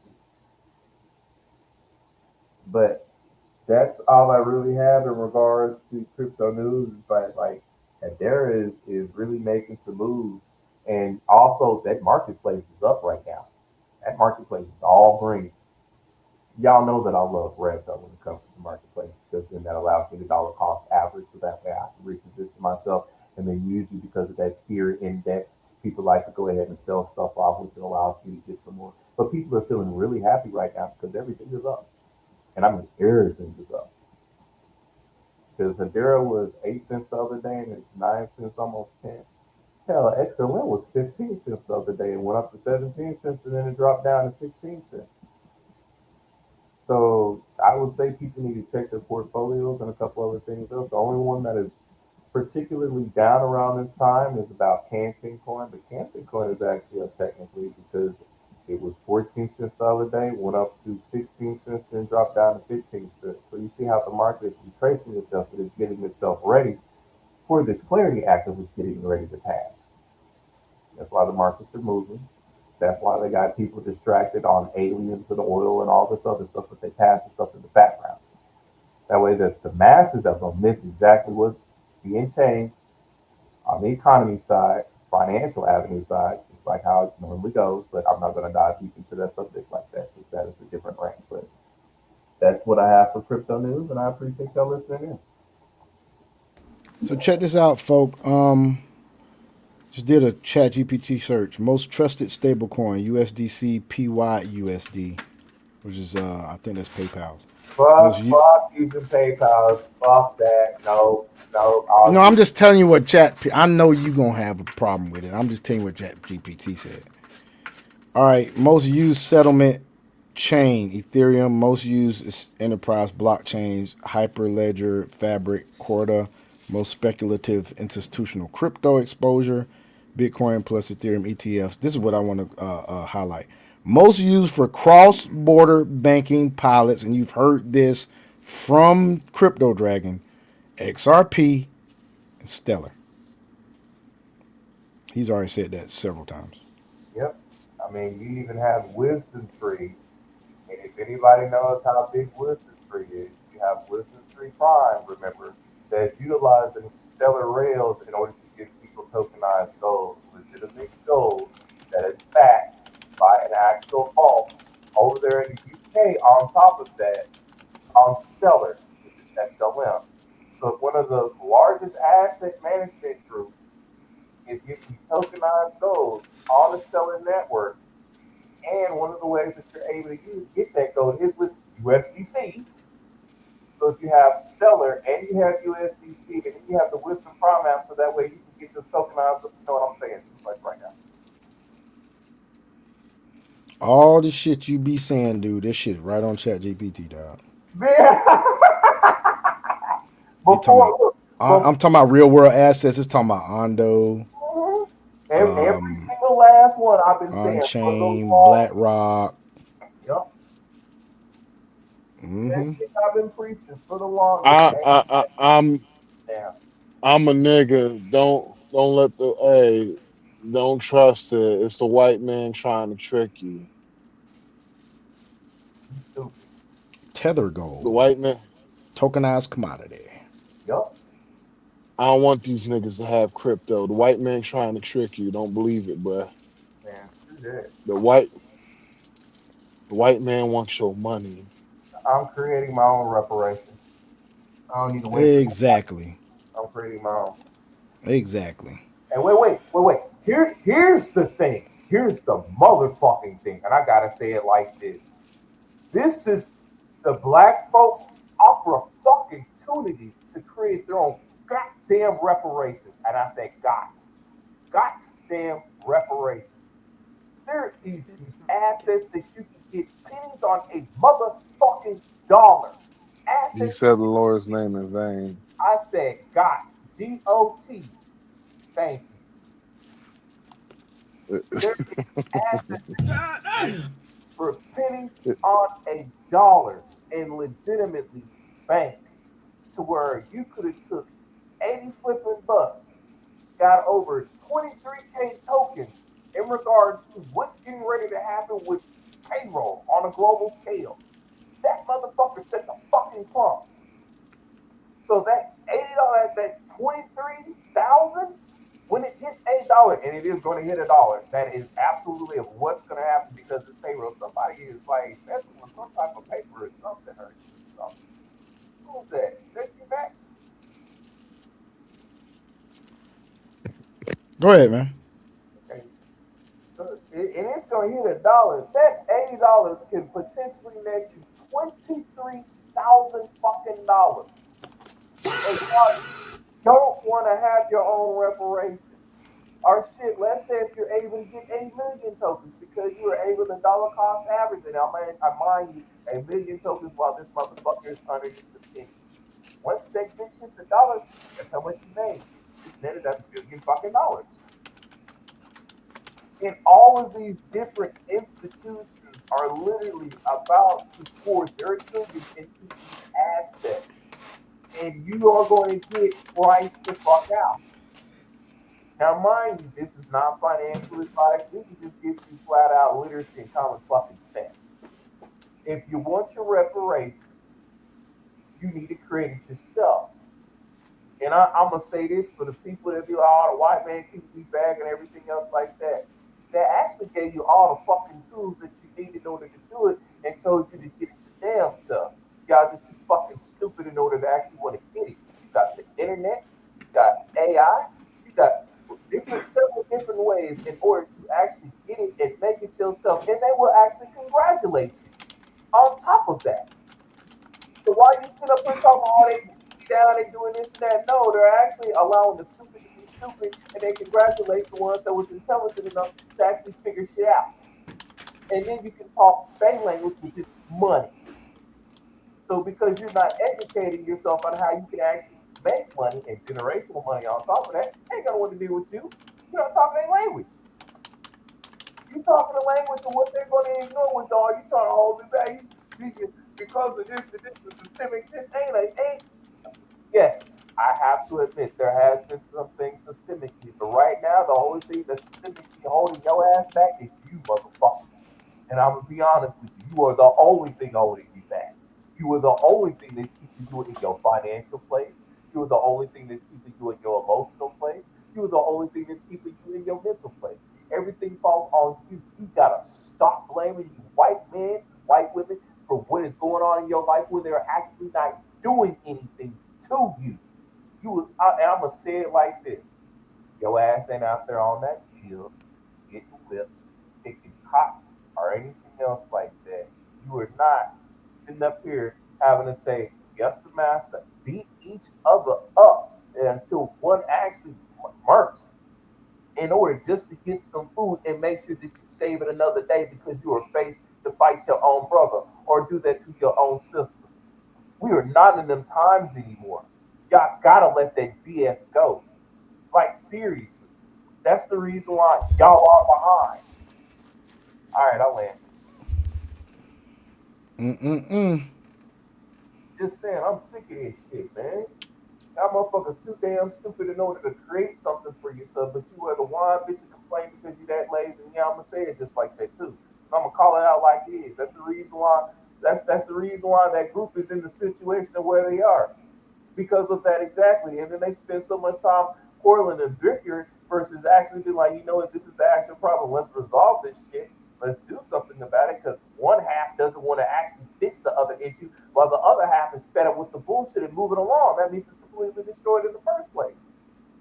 So all that bickering and all that other shit, fuck all that. Get your money up. Get your money up. Get rich, bitch. Hey, so check this out. Just to add, and we're gonna end it on this. And this is something that you should be doing in 6 to 24 months, probably quicker than that. Stablecoin yield, reinvest into real world assets. Real world yield, real world asset yield, add to liquidity positions. Crypto gains, rotate into stable yield based during spikes, which maintain 24% liquidity buffer at all times. Now, what's crazy is, guys, I have said on this before. If you want to know anything about crypto, here is his email. He has already been saying this shit for like almost going on 3 years. He's already been saying this shit. Rotating the stable yield base during spikes. He said that before. Adding liquidity positions. Yes, reinvesting in real world assets. He's done that shit. He said that shit. Thank goodness I know him. But he's been saying the same shit that ChatGPT just got damn brought up. And mind you, ChatGPT is just now saying that type of information because of the institutional adoption of what's going on. But overall, this is like how you're going to wind up making your money later on, so that way it can be in generational wealth. That's why I've been saying on this magnificent podcast for the longest, stack up your stable coins. Get that stuff together now. Go ahead and dollar cost average. Start looking into DeFi platforms so that way you have your money work for you versus just having it sitting there and not allocating and making anything like how you would do with traditional banking, because the traditional banking ain't going to give you anything. That's the reason why they were giving hell to the exchanges in regards to stablecoin yields, because you get more higher APY and APR than what you would do with the traditional savings account. Because in your traditional savings account, you get anywhere between 0.01% up to a potential 1%, depending on what bank that you get. And with an accredited credit union, you can get up to 6% APR or APY, but that's with a minimum of $1,500 deposit with the 3 to 6 month maturation rate. So after 3 to 6 months, that's when you start accruing. Versus where in DeFi, you can get an automatic anywhere between 5.8 up to 10%, maybe 8% APY and or APR, depending on the platform and depending on what their lockup time method is, the rate for what it takes for unbonding and other stuff. You can instantaneously start making liquidity now. Just as an example, on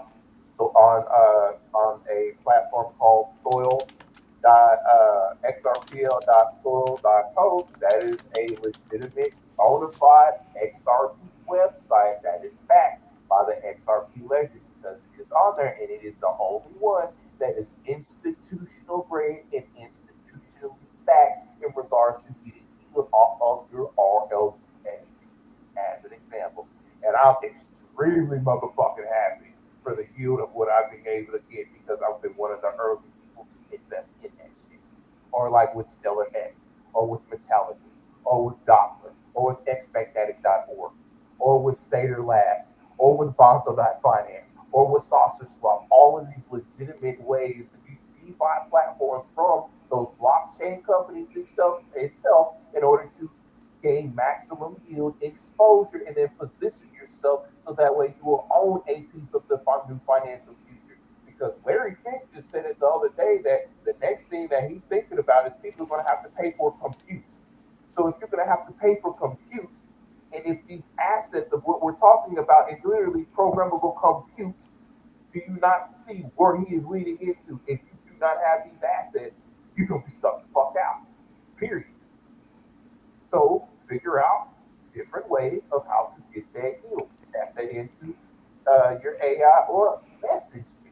I will gladly have a one-on-one talk with you, and I will set up a consultation so that way I can walk you from A all the way to Z, so that way you will be fully competent, comprehensive, and have an understanding in regards to how you can operate your assets. Because that's all I do on a daily basis, and these two people right here, they can vouch for it. If they get it all day, constant, to where I have to slow down in regards to the information that I provide to y'all.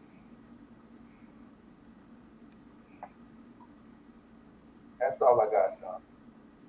All right, man. I appreciate you, and we really appreciate you, bro, for all the stuff that you do, all the information that you give to us, man, because it's not like we paying you for this stuff. So, but yeah, folks, y'all need to call this man. Y'all need to get in touch with this dude. Y'all need to email this dude. Whatever you got to do to get in touch with him to get this stuff going, man, because I'm telling you, reparations aren't to be given. They are to be earned. And I'm going to charge people after the Clarity Act is, too. I'm going to say it now. Okay. And here's the thing. I'm going to say this. Because once the institutions start pouring in their money, because you already have major institutions looking for people in order to start building on their stuff, such as BlackRock, SimCorp, SS&C, DealCloud, Indata, Infusion, Affinity, Alu Systems, Dynamo, Clearwater. Hey, Sean, Dragon. I'm sorry, bro. I gotta go, guys. I'm sorry. I'm just saying, like, y'all get in line, man. This ain't financial advice, just literacy. Anyway, thanks for watching, folks. Y'all have a great night.